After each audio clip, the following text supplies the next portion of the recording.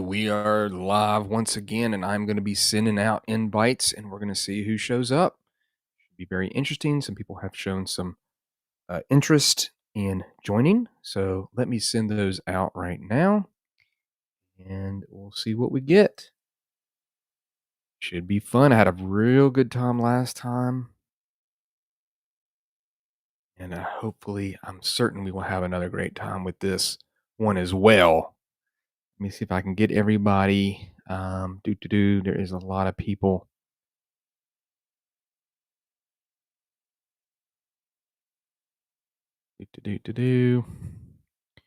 Making sure I go through and get them. Some of these people I haven't talked to in a while.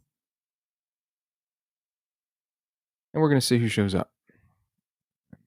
How did I send this one last time? I don't even remember. Jeff, Witty, Art. Hello, Brandon. Good morning from, that's right, South Korea. That's awesome, dude. Still, man. Anytime I think of any place, like, I just think about food. And that's all I do. Like, that's about it. Square Peg makes games here. Hello as well. I've sent out some stuff. I'm trying to remember. I sent somebody a link last time, and I'm trying to remember how I sent that link to them. So, yeah. Let me see. Maybe I can remember how I did that. Oh, here we go. This is it. This is how I sent them a link.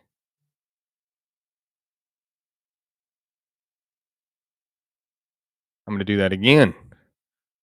Oh no, that's not right. I can't do it from there. Let me get. Let's see. Copy.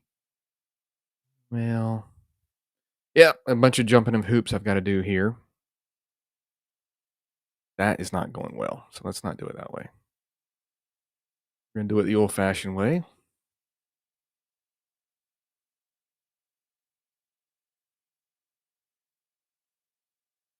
Do an old-fashioned email here. That should be it. There. And let me see what I got. All right. So we shall see. We'll see who shows up. Some people said they were going to show up. I sent it out there. And we'll see if they come. Maybe they'll forget. I don't know. I gave a good bit of a warning that it was, ahead of time, a little bit of a getting earlier at it. So people are not immediately like, oh, I can't do it right now. I've got something going on. Of course, some people could not show up. But what are you guys up to tonight? And you got any plans for the weekend? Any gaming plans, movies, TV shows, video games? What are you up to? I'm going to be going over to a buddy of mine's house who has bought an absolute ton. We opened up a bunch of it last week. He bought a ton of that Magic the Gathering Spider-Man set. That new set of cards that came out. It was a bunch of fun opening it. It was absolutely a blast. And it was a thing where I kept on. He would pull a good card, but I'd already pulled my card and I was looking at it. And it was like a super like either like a borderless or like it was a mythic foil or something like that. And like he would be like, "Hey, take a look at my card," and then all of a sudden I'd be like, "Oh, that's a really cool card. Yeah, that's awesome, dude." And these are his cards, of course. And I'd be like, "Well," and we had some sleeves. Good evening, Brandon. I hope you have a good time with your buddy. I got a ton of art to do in under 6 months. I'm drawing art for Tales from Elsewhere, Clockwork. Hey, that's great. Got a lot of stuff going on. And he'd be talking to me, and all of a sudden I'd just reach over for one of the sleeves, and he'd be like, "What? You got one?" And I would sleeve it. I'd be like, "Yep, take a look at what I got." And he would be like, it was just funny because he'd be so happy about what he pulled, and I'd be like nodding, and then I'd just reach over and grab another sleeve. We opened up a pre-release box, and there was in the pack. I guess they're different the way that they're distributed. There was 3 mythics in there. I mean, I used to play Magic back in like '94, and I have not gotten any since. And he only did this because it was Spider-Man, which he's a fan of. So it was really fun opening them up, and then me trumping him with constantly pulling mythics. But I had 3 mythics in that one pack. I didn't even know what M meant, and come to find out, it was the best cards you can get. And I had 3 of them in one pack, so I thought they were kind of common. I didn't understand it, even though one was borderless. but I've got a ton of art to do in under 6 months. 6 months seems like a long time, but I must have a whole bunch. Um, yeah, I appreciate that. No Limelight Productions. I have started reading your book, and it's a lot of words. It's a lot of work you did there. I mean, it's it's going to take me a while. I'm just to give you a heads up. It's going to take me a good while to go through that. Obviously, a lot of setting stuff that you did, a lot of world making. So um, the rules so small, and then all of a sudden it's just like kaboom. So yeah, it's going to take me a while to get through it. We'll see. I hope some of these people show up. Should be interesting. I hope they do. If not, it'll be me. And yeah, hey, take your time. I really hope you enjoy it. Yeah, it's you definitely spent a lot of energy. Yeah, that's the thing is like when I do a product, I see I got 169 pieces of art to do in that time frame. Whoa, that's incredible. That's a whole bunch. It almost kind of reminds me of Jeff. Have you ever seen the Mutant Epoch and William McAuslin's art and what he did for the rules expansion book? Uh, some of them were small pieces, but the amount of art that he did, of course, he's just an absolute madman, astronomical. I don't know if there's another book that has got so many pieces from one person as that book. It's absolutely huge. I'll grab it and I'll show it to you.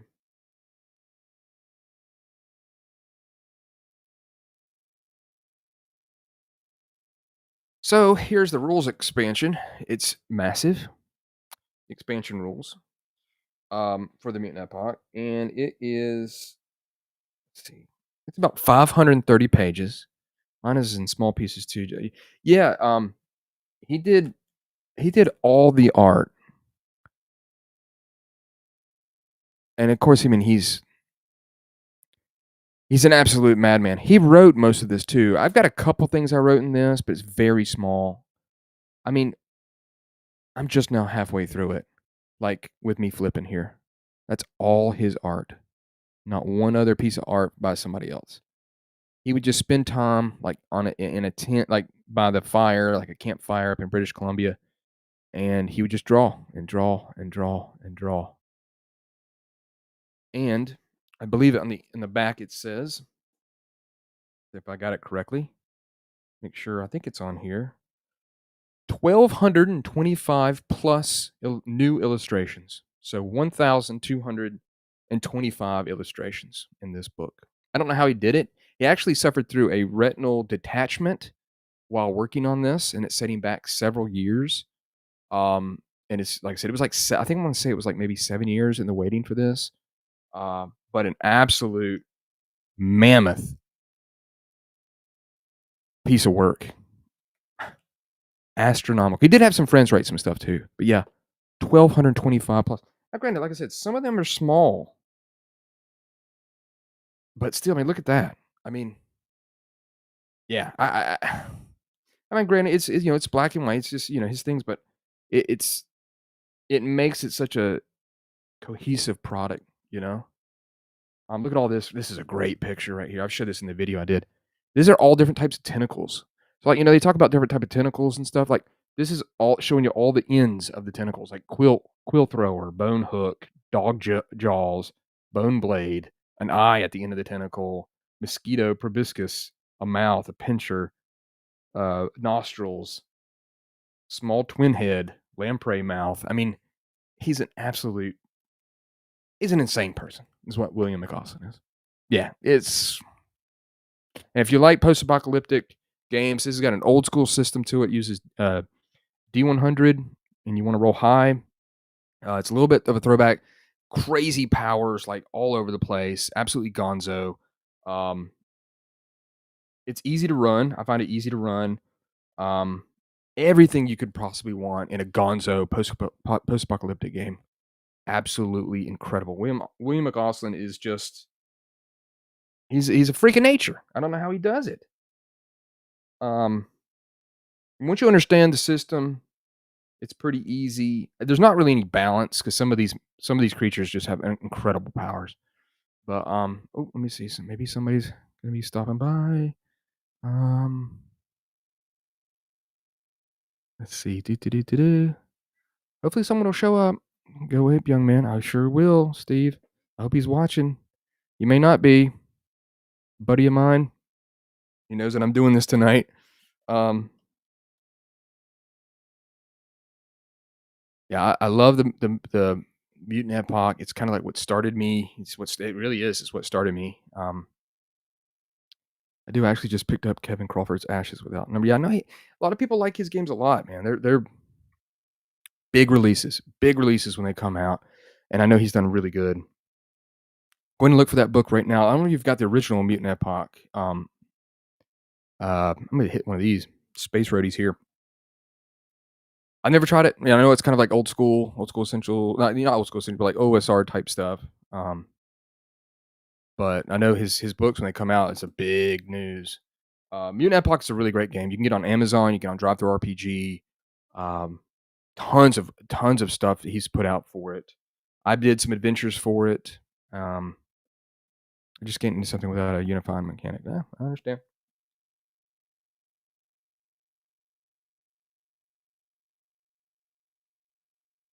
I was very happy when the expansion rules came out because it was something that had kind of the fans had waited for it for so long, and then it never happened, And then all of a sudden, he had the retinal detachment and just setback after setback. So, but no, really great game, Mutant Epoch. I can't recommend it any more than I already have. But I don't know. So no one's showing up yet. I've sent out the thing, so hopefully they'll say that they're going to try to do it. Is that a World of Darkness collection back there on your shelf? It is. It is very much so. So vampire, all vampire there, and then all werewolf, and then wraith. I did have changeling at one point, but I was like, if I'm going to spend any deep time in these games, these are the three that I want to spend my time and my effort on. It's like I can only do so much. I got head mage as well, but I was kind of like, that was my second ever game played. Oh, that's cool. Yeah, it's my buddy. I had a lot of these. Then my buddy, he was all of a sudden he was just like, I'm moving or I'm going somewhere. I found these in a box. You can have them, Brandon. And I was like, "Wah!" It was a lot of it. I'm over here now. There was a lot of this right in here. A lot of that duplicates of stuff I had, and then of course I love 20th anniversary Vampire, and I was actually able to get one of the leather ones. The D10 mechanics in my game was because of yeah, it's understandable. Very influential to a lot of people, and I dig it a lot. I actually have like 3 different versions of of 20th anniversary. I've got the black, like leather one that they put out. I've got the split one, so it's like the first and second volume. So they had to split it up. That was when Drive-Thru RPG couldn't print that big a book, and then I just have like a normal color one. Mage is a crazy game. I used to have a speech. Let's just pop that up. Let's see. Now I know that Mage was like there's super Mage fans, and that's awesome. It just came down to a point of like shelf space and what am I going to really delve into, and I had to just decide. I've had to do that a bunch on a lot of games. Is the rules expansion book all I need to get started? No, there's definitely the Mutant Epoch core rule book. It's smaller than that, but it's got so much content in its own right. I mean, it's so gonzo and so crazy. Cyborgs, mutants, um, like manimals type, mutant animals, plants. Oh, the plants is actually in the expansion rules, and just incredible. I might show you one more thing from it. I'd absolutely love a copy of E20, but they are. It was me and Dave Baity. We were looking for those. And we finally found it, and then I went to Gen Con, and I was able to get a lot of the guys that worked on Vampire to sign it. I think his name is it Thomas? I can't remember his name. He's the art director. The art director was there, and then Mark Wayne Hagen, like tons of people that worked on Vamp. And when I showed it to them, they were like, "Oh my god, can you?" They were like hollering out to other people, "Look, I hadn't seen one of these in years," and they were like coming over and looking at it. And they all signed it, and I was just like, I couldn't believe it. I was like, "Wow, I'll have to get it down." I'm almost kind of weary of touching it. I'm afraid all of a sudden the binding, for all I know, like the spine is like destroyed. and I don't know it, So one thing I really just another thing about this, yeah, I appreciate that a lot. Like I say, it was a huge, and that's the thing. I had a buddy that was like, "Sell all that if you're, you know, are you going to really play that?" I'm like, "Yeah." I said, "Even if I don't play it, this is like a, this is so much work that was done to find all those." So, yeah, there's plant mutants, there's vat brains in this, which is really cool. But what he did was he made for mutations for plants and the different type of plantians is what they're called in this. Let me see. So this is the thing I always wanted to know about, right? So people have had like Gamma World and things like that. They've had they've had like plant mutants. And it's like, well, what does this type plant look like as a plant mutant? And he drew it. So like right here, you've got like a cabbage, a carrot, barley, broccoli, bamboo. Like what would that look like as a mutant? Absolutely never seen anything like this before. Um, Celery, cactus, incredible. Found a copy for super cheap one time, one of the leather bound ones. Turns out it was in Spanish. That stinks. Yeah, I'd be like, do I want to learn Spanish? I don't know. Just to be able to learn, it'd be great. Let's see. I'm hoping other people will. Let's see. Uh, the I'll try to make it. Let me see. Zoom teams. Okay. I'm hoping somebody will show up. Um, if you're watching this and I've sent you a message, it's going to be on your Facebook Messenger. So look for that. Hopefully someone will show. They will. I don't want, honestly, I don't want to take it off the shelf. That's one of the things too. It's not like it's super tight, but like I just don't want to mess with it. Also, not fumble it or something like that. I'm not paying attention. I'm an idiot. Um, Trying to think. I also had like the what was like Vampire Requiem? Is that what it was called? I had like those books, some of those, like, and I was like, nah, I like the old stuff. Really like the second editions of both those, Vampire and Werewolf. And I like the third editions, or if you revise or whatever. And then Wraith is really cool. Um, I like I like the of course they did a 20th anniversary, and that was kind of a yeah. Revise is good. Um, they did the 20th anniversary of that one, and that Kickstarter was a little bit difficult to deal with, but it took a long time, but well worth it, and really enjoyed that book a lot. Wraith is a wild thing.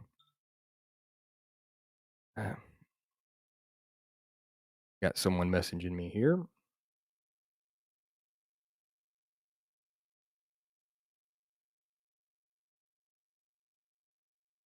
Okay. What was it about second edition that you didn't like? I tried one game and was like, no. No, I think maybe you said something about this the other night. I'm not sure. Um,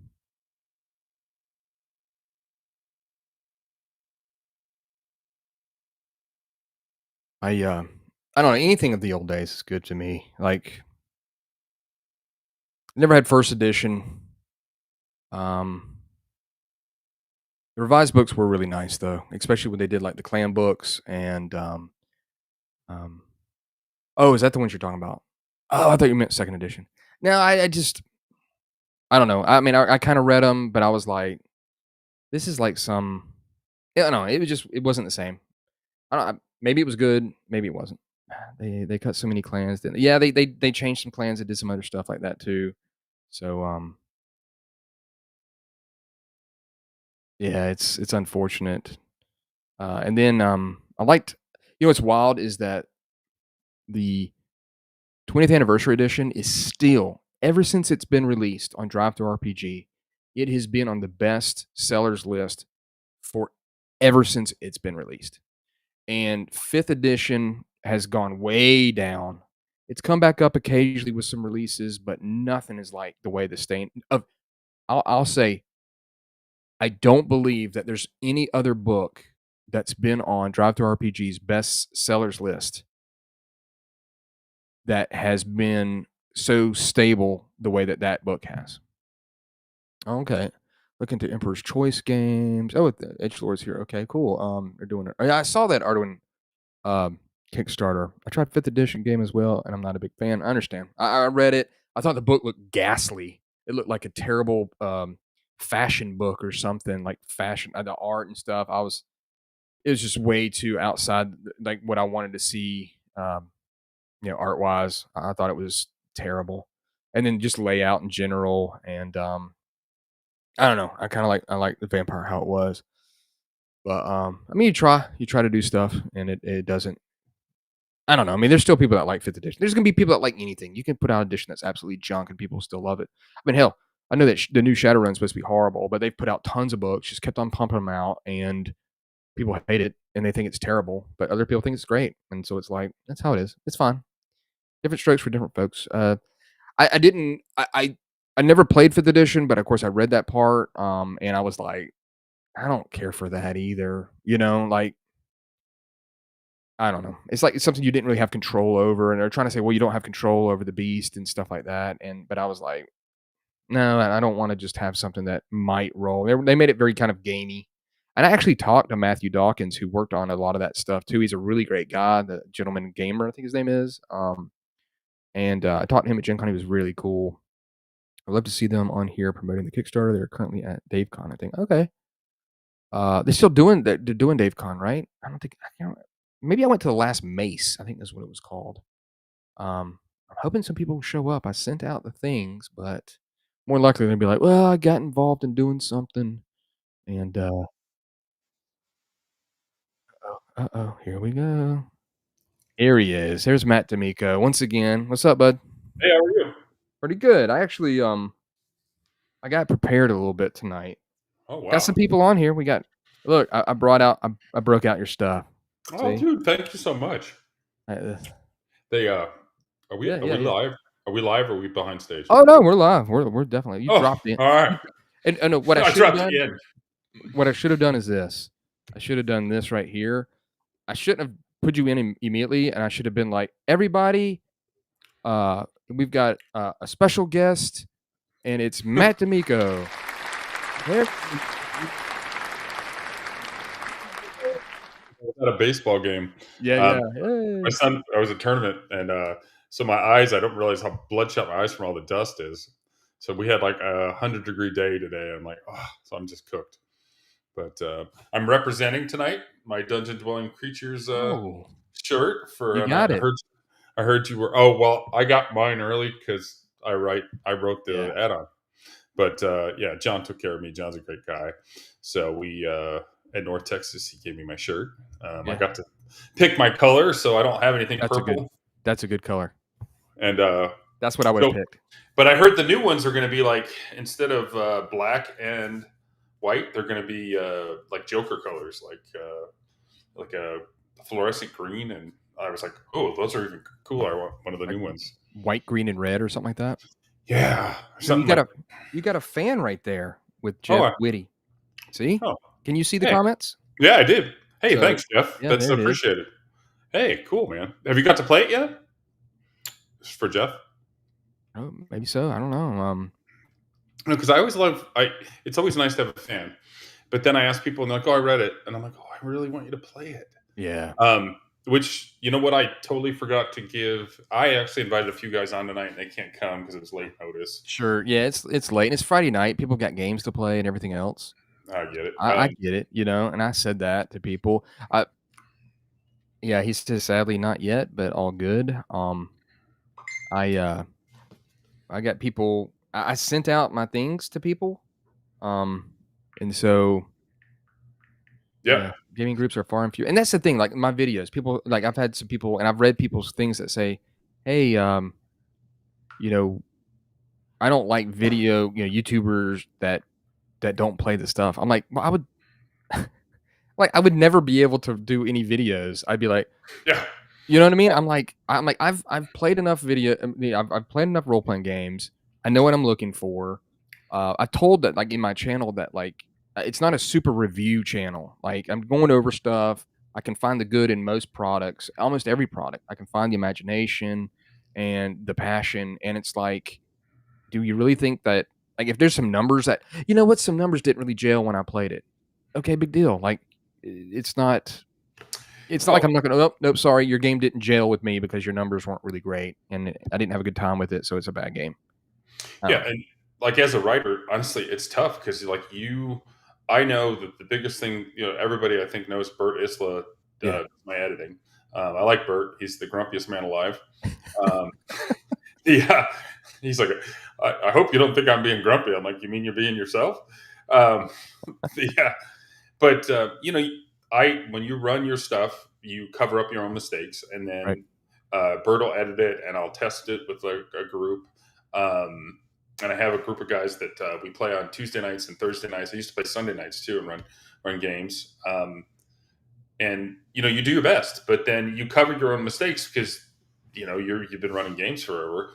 Yeah, Uh, so then when you have a mistake, it's like I always ask. It's like, what did you find? Like, is there a typo? I don't get insulted by it. It's like, what didn't work? Well, that's what I'd love to update my PDF if somebody said this stat is way overblown or whatever. I mean, most of us, believe it or not, like run games and enjoy doing all that stuff. So if you were to reach out and be like, "Yeah, Matt, that monster is just a joke," or right. whatever, I don't get insulted about that stuff. I mean, if you're decent about it, like tell me what worked, what didn't work. But I think everybody wants to do better. I guess so constructive feedback is awesome. Yeah, It's either like an way, good or bad. sometimes you write things and you think, okay, so port mirror. So Jeff, this is for you. Port mirror um, the river reaver. So open that up to that map. The map. Yeah, so in the middle, please. I'm working on the underground map. No, the town map, please. Because somebody brought this to my attention, and I was like, no, that's not the way I wrote it. So you see the river that goes around the. You can't see my finger moving, so I'm gonna. There, that doesn't work at all because I'm like. So if you look, and number 13 is the river by Brandon's fingers, right? Yeah, yeah. Well, the river goes all the way around, so that monster should go all the way Oh, around. clever. And when I run it, and I'll be running it, I'm going to give Long Con their due because I forgot to do it last time I was on. But I'll be at Long Con November, what is it, 3rd through 8th, running games. So if you can sign up and play, but when I run it, you get a little surprise because the River Reaver actually goes all the way around. He's So gonna surprise you. he's going to surprise you over there. And somebody was like, "Well, it says 13 over here," and I was like, "It's a river. It Yeah, goes it's all of that. all of Right? it. Doesn't like I can see exactly what he's talking about. It's like I should have put a 13 over there because it looks like it's two separate things." How do And, you do that except maybe? Oh, the River Reaver patrols up and down the shore. Feel free to place the creature as needed if the PCs try to board a boat anywhere along the shore. It's written right there, and you've even got a box for it. So, I mean, unless you just put, it's like not like you're going to put like 13 all the way around. around Like the thing. But you know. I see when you look at it, you're thinking the shore on like my hand is not working for me tonight. I'm Italian and I have stuck in Okay, my hand. So the only way I can do it is up here and that doesn't you can work. blame it on alcohol if you want or something. I wish I had some of that. That's later. Um, I have but a smoothie. It's mango and pineapple. oh, nice. That's what I'm working with. But no, that's just something like somebody wrote it. Do I get insulted? I'm like, no, bring him all the way around, and I'm excited to talk to you about it. And yeah, if when you read it, that's exactly the way I want you to read it. But you might also read it and think, okay, that's the shoreline he's talking about on the east side of the map. And so I'm like, okay, so maybe I should have put a 13 over there, but that's good feedback because it's like I don't want you frustrated not buy my stuff because you think, okay, this doesn't work. It's like, okay. So just little things like that when you're testing like come up. So it's just interesting. Yeah. But yeah, if you guys have nothing to do except play and want to play some really cool games, come to Longview, Texas. It's called LongCon. There's a bunch of the dungeon dwelling creature authors that are going to be there running games. I'm going to run the Siege on Gnome Island, which is the add-on book. There, we'll try to get as far through that adventure as we can. It's a pretty decent sized adventure. John Watson will be there. Eddie Bartlett is back from his cancer, and he will be there. Matt Gillette, who I invited on tonight. I don't think he's coming, but I wanted him to talk about it. It's a really cool old school OSR, but tons of DCC. Every time I'm there with those guys, I'm like, because a lot of North Texas people, there's a lot of just homebrew different games. It's a great way to. So I will be there. I'll be running Massacre Grounds, Port Mirror, Siege on Gnome Island, Journey of the Gnome Airship, Whoa. and What? I'm going to run. So it might be a surprise. I'm going to run a Brooklyn Foul Ball, which was originally supposed to be a gangbusters adventure, but I think it's going to be an amazing Hope Classic adventure. So Okay. we're going to maybe test ride the system. We're going to give that for test ride. If I don't get that written, Yeah. I'll run it as Gangbusters, the old Gangbusters BX. Gotcha. I still haven't got my book. I have a PDF, but I still haven't got my book for the bigger book. So I always hate to run something if the book isn't out because I can't hand the book to you and say, Yeah. here, look this up or whatever. So I have the older book. I'm a real fan of Mark. I think Mark's work is great. So I'll give him his little prop. The older book was really good. The newer book, I still haven't got mine yet. I was in the group that got lost or whatever story happened. I'm not going to go into that, but my book did not get to me. So it's going to be hard to run that without a book to have people look stuff up and whatever. So if not, it'll be amazing. So I've got some games that you can sign up for if you want to. There are plenty of good people running games there. So, and I know it's not sold out. I think they were planning on it being sold out, but it just I don't know if it's a bad time of year or whatever. But I mean, it's you never know sometimes, I mean, some people, and that's the thing too, is that the hobby is only so large, and then there's only so amount of people who actually go to cons, like it's either too far, they don't want to pay for it, or whatever. But Jeff here says, did you go to Goodman Games Dungeon Con this past May? No, I didn't, but it's on my calendar to do next year, and I really am excited to go. I've made no secret of how welcoming they've been to me. I think DCC has welcomed me, and when I've reached out to any other people, they've always been really kind. So I really want to get over there and meet some of these people that I talked to or met online or met on a podcast. Right. And then I just, I've heard it's a blast, so I want to go there. The first day, we'll be in the warehouse. The next day, it'll be at a con site. So the goal is to get there, run some games. It's funny. I was actually working out today, and I was watching your show with. Man, my brain is fried. The guy that does the maps, and I hate to refer. Oh, Jared. Jared. Yeah, Jared Blando. Big fan of Jared. Yeah. And so he was talking about this same thing. It's just like for anybody that is doing, their own RPGs. So like me, I'm a 3-man show now. It's me, Joey, and Bert. We're not paying bills with what we make off of things. I know people want to say, well, you're a new guy. $20 your book is ridiculous. I'm like, dude, $20, I'm not making anything off that. Like by the time everybody gets their cut, like I can't even buy a Starbucks. Yeah, people don't understand, man. They don't know. And then I want to tell them, like, go make your own and see how much, you actually get out of it, Yeah, and you pay for art, you pay for editing, you pay for, and my time is worth something. I hope it is. I mean, I don't know. You guys might. Oh, it is. Yeah, it is. But and then on top of that, you got to pay to, like, if you get to like David Baity level and they invite you as a special guest, then they kind of cover some of your stuff. Right. But for me, like going, I get to chill out. Who's someone coming in? No, I'm just playing around. Oh, I sent the things out. John Watson said he was going to be here. I'm sure he'll show up. Jeff Mejia, I don't know if you know him. He did. Yeah, I do. Yeah, he was Dicey Tales. Yeah, I've got it right here too. I was going to show that off. Very cool thing. And then maybe some surprise people too. That's the thing I want it to be. I want it to be where we're talking and all of a sudden I know who's coming in, and I'm going to be like, oh, kind of like what happened the other night when one David Baity showed up, which I had an absolute blast the other night, man. I mean, I had such a good time, and I got to bed late, and I was tired the next morning. But I was like, I told the wife, I said, you know what? I don't care, man. you know, Yeah. having fun and enjoying yourself sometimes is it's not all you don't get that, like, in your zone, talking to people and really enjoying yourself, and I just had an absolute blast the other night. It was great. Mhm. Well, and Um that's why we go to cons, right? You're not because I mean you can spend a couple $1,000 getting to a con. I mean, mhm. it by the time you rent a Yep. car, if you can't fly in like North Texas, you fly in and walk across the street, you're at the hotel. Yeah. I mean, it's beautiful, but most of them you have to get in a car and drive for a couple Yeah. hours. We had to So drive an then you hour for GaryCon, I think an yeah, hour or so from Chicago. yeah, I went to Longview last year, and I didn't realize the flight was going to be my cheapest thing. When I rented a car in Texas, I was like, "Wow, those boys like their rental cars in Texas." I was like, "Holy moly!" It cost me Yeah. like $600 for a rental car Did to drive you 2 hours, and I was just like, "But this year I got it worked out." The guys were very kind to me from the Dungeon One Creatures guys are picking me up and That's good. shuttling me over there so I could save some money.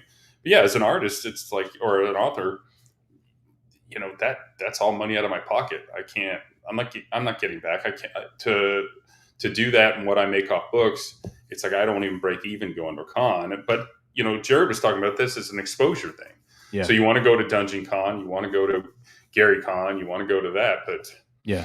yeah, it's just like everything costs money. But the other thing too is if you go as and get a table and sit there, or do you want to go and geek out and like follow them around and be like, because Jared was talking about her like I was watching your show today when I was working out, so I was Yeah. watching the show about the maps, Yeah. uh, and I'm like, oh, he started talking about Darlene, but I don't know if he said her name, and she did the map for Dragonlance, so I got to meet her at Texas, and I was totally fanboy, and I didn't really know what to say. I was just because I was just like I had all these emotions that. Because it was just like the first really map that I really got into and dug. I mean, there was definitely dungeon crawl maps, but she did the large map, Yeah. and I really just absolutely appreciated that. I was totally submersed even today, even though Margaret Weiss and Tracy Hickman don't do very much stuff. I bought Right. their new 3 books and then was very disappointed when Rich Elmore didn't do the cover. They did AI covers, which is just awful. Oh, horrible covers. Just dreadful. And then it's like But as people looked in deeper and deeper, they were like, "Oh, no." You know? no, it's just not good. It's just like why wouldn't you just have the man that you know? I don't Yeah. know. Sometimes you have to dance with the one that brought you to the dance, and he brought you to the dance. He's done some I great art. I I just don't know. I Damn. think it's the same thing as,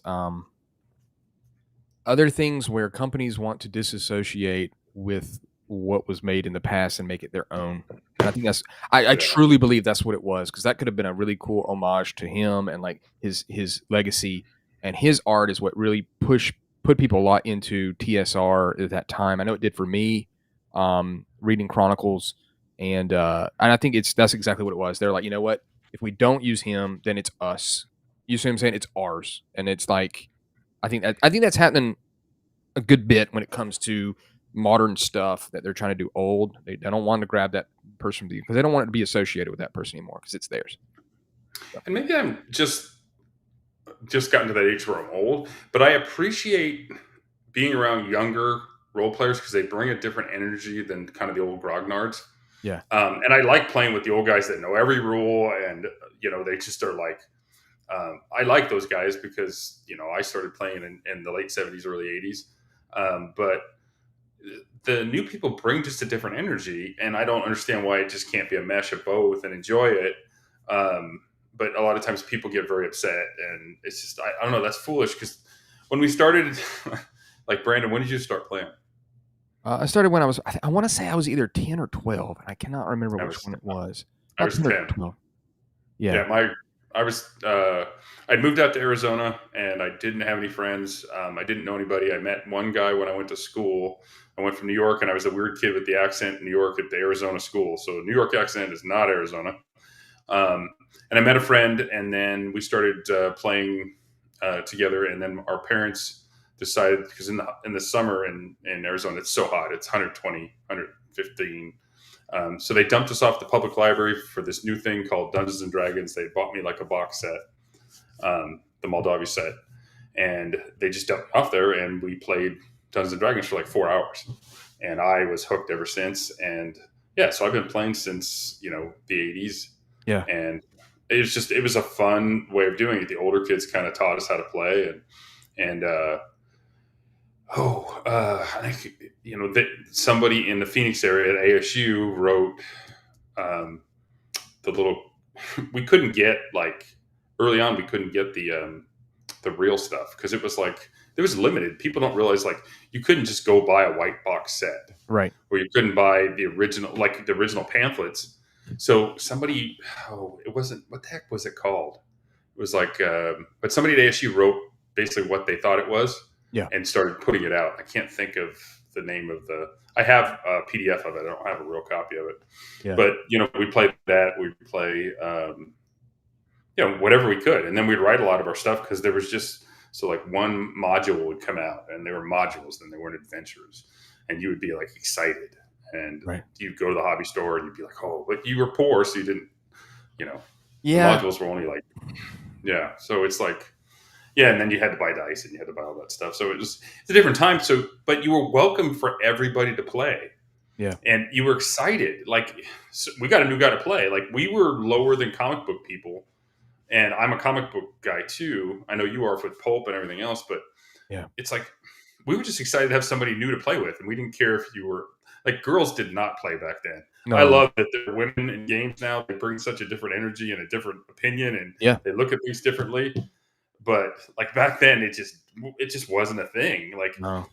and people It are like, definitely "Oh, was. you didn't want them there." I'm like, I can guarantee, as a teenage boy, I wanted them there because I Yeah. was I like, mean, "Oh, that wasn't even like it was still like what we did, and that was like a hurdle. It was just like talking to them and interacting with them was already the first hurdle, and then to bring yeah, them into that, it was like shameful almost. You know what I mean? Then it was like, yeah." oh, You you weren't wanted to gonna, play?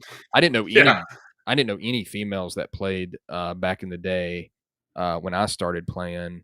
Um, no, No, I mean it's I actually went to a con in Columbia, South Carolina, and it's funny because it's, 2 things about the thing. Actually, it was 3. I met, oh, there's Kelly. Um, there were 2 girls in my high school gaming group. You want in on this, Kelly? You let me know, and I'll send you a link. Kelly's worked with, Pete Spawn for, like, for, like, White Box, like the Operation, like World War II Operation White Box. He's done a lot of stuff for that. He worked. He also he did an he played an he ran an awesome game of Dungeons. Was it called Dungeon Slayers and Star Slayers? There you go. Yeah, yeah, yeah. He's there. It come is. up And come up with obscure hits, and I'll pull it off the shelf over yeah, I here. got you. And then I love this. This is a and great game. Pete hopefully will be on here sometime in the future. Yeah, I'm excited for Pete Bear, but Kelly, like I said, if you want, and then like Jeff said here, I just want to get some comments because I will say I'll try to do my best with comments, and I can't stand when people live stream and people. You want a link, Kelly? You do? Let me send it to him. but yeah, Kelly's the guy. for us, we didn't have girls that wanted to play, and I would be afraid to tell a girl that, hey, like, I was somewhat of an athlete Yeah, growing up. Played baseball, played soccer, played sports, but I didn't like link my RPG and my comics and my stuff with my sports guys. I had 2 different friends, and they didn't really link up. And then, like, I was always a big Star Wars guy, and then like girls, like a girl that would sit and just let me talk about, you know, my magic user. I mean that, I would like, never even broach the subject. yeah, it's just it wasn't a thing. I was like, it's not that we didn't want him. It's just like it just wasn't something you were like, oh, I got this brand new. I painted this, lady miniature here, and you're like, sit. I want to show it to you. I mean, it's just like it's Yeah, not yeah, something yeah. you would have done then. Like you're in. Now it's completely acceptable. It's like, Yeah, okay, yeah, you and meet that's somebody. and that's been where there's been a difficulty with understanding that like we went through a thing where we were kind of ostracized as nerds and then it was supposed to be like, oh, this is no one wants to do this with us, and I'm having to kind of pay for it a little bit, and I'm just going to keep doing it. I'm not going to let that kind of like tear me down or stop doing what I enjoy. And then you have all these new people that come in and they kind of take it over, and it's like, uh, you know, it's cool, but like, and I guess that's why when they disrespect kind of the past, it's kind of painful because it's like, look, you kind of took it from us, and now I'm ostracized again, kind of from it. And it's just weird. It's like kind of like we paid a price back then to do with it, and then it didn't really pay off. Like they kind of took it and then they ran with it, but it's fine. I mean, ultimately, it's fine. I mean, I think that's the thing too. Is like we're not kids anymore enduring that, you know? So, Right. it's not like And I'm like, "Well," people are like, "Oh, it's on, Big Bang Theory and stuff like that." I'm like, "Okay, well, I mean, that's neat that we finally reached that level." right. Um, but it's anything, of course, that's kind of underground. It's like Vampire, Mhm. Vampire, underground, and, kind of strange, kinda weird, and Yeah. um, that kinda makes it more intriguing, and once you take that away from it, it's like, you know? Yeah. The But I the wanna news. just say I do wanna make sure I get to comments. Of course, I don't have very many people, so it's easy to do that, but like I said, Right. Jeff says, RPG should be ageless. He flew Mhm. 12 hours and drove 3 more for Dungeon Con, cost a small fortune, that's incredible. Um, Who was that? That was, yeah, Jeff. yeah, Yeah. Yeah, um, I wanna get there, but, it's not easy. Like, Arizona is not the we can get flights anywhere, but it's like you fly into I heard Indianapolis. I fly into Indianapolis, then I have to drive 2 hours to it or something. yeah, Or somebody was like, I know Luau Lu. I asked him. I said, if I ship books to you, can you get them to the con? Because I want to bring some stuff to sell. And so we were working on Dungeon Con, and I know David and I talked about getting a table together. I mean, the whole thing for us is if we can split costs, so we're all not shelling out for a month. But I'm not sure how that's going to work because technically, well, they don't have them yet, but DCC would have all my books because they right. are going to sell the Port Mirror, even though it's at DCC and Shadow Dark. They don't care. They're like, no, we want it. We want it in stock, and they already have Massacre Grounds, and the Gnome one they won't be selling. Yeah, there you go. That's I such love a that dynamite. art. Like I said, I called it out in the video. That piece of art's just absolutely dynamite. The fact it shows the guy, like, being held down, I'm like, "Oh, that's gnarly, man." The Joe, I don't know if I can do this, like, because it's going to be a screen of a screen, but we're getting early art in from Joey on um, uh, X Crawl Rodeo, Okay, and cool. so I'll nerd out with you. And I'm hoping I can show it on screen here without just sending it to you. No But problem. let me Jeff says, let me see if I can. I'm gonna read this out. Jeff says, "I think that with all the alternatives to 5e, us old grognards got plenty of room to find a home in the OSR communities. It's okay if other generations don't vibe with us old players." Definitely true, man. More But you Port know Mirror, what? Mary mm, I'm Mary's going to already interrupt. there you go. Imma give you Go that one ahead. I'm too. sorry. No, you can see I know you can see the comments, but I wanna make sure I start showing these things, So Port Mirror marries Oh, my 2 top thank love, you. PCC and Shrek. So I can say, which one do you play it with then? I guess that's what's cool about Yeah, it. If people don't maybe jive with DCC or you haven't really introduced them to that, or maybe the opposite, you could always be like, "Well, I can use it for this group," or, you know, of course, it's kind of a luxury to have multiple groups, I think, but it sometimes happens. yeah. So when I play, I run it under Shadow Dark. I run it under DCC a lot because I'm more comfortable running games and I feel like I'm better. And so just because you can write a game doesn't mean you run it real well. I'm Right. not the most like outlandish GM judge, Right. but in Shadow Dark in my game, and I learned this from Ramsey Williams because I played in his game and he uses exploding dice on Shadow Dark, and I think it really makes it fun. It makes it more DCC like. But did this show up? Ooh. What's that? So Oh, that yeah, yeah, I can see it. Wow. that is one of the Wow, pieces dude. of the clowns coming into X Crawl Rodeo. I'm That's going to try fan to. There you go. But it's you know, it's that's sometimes it's awesome. fun because Joey, who did that piece of art, we sat and I said, what do you want?" And then I don't know. Half the time, my wife just thinks we have this secret love affair where we're just playing around. We're like literally we're two 12-year-old boys and we're like, what about this? What about this? What about that? And then a piece of art like that shows up or like the Yeah. clowns. And I'm just like, this is phenomenal. So Yeah, that it's looks just like great. I He get to be good. he has like a, so I'm gonna try to see if I can work with this here. So his style is like it's like slightly serious, and then it's just like a hint of cartoon in there. And Hmm. I think that's what really, yeah, there you go. That sums it up quite well. It really kind of solidifies what it's trying to do. It can be sinister, like, like that piece there with the sacrifice.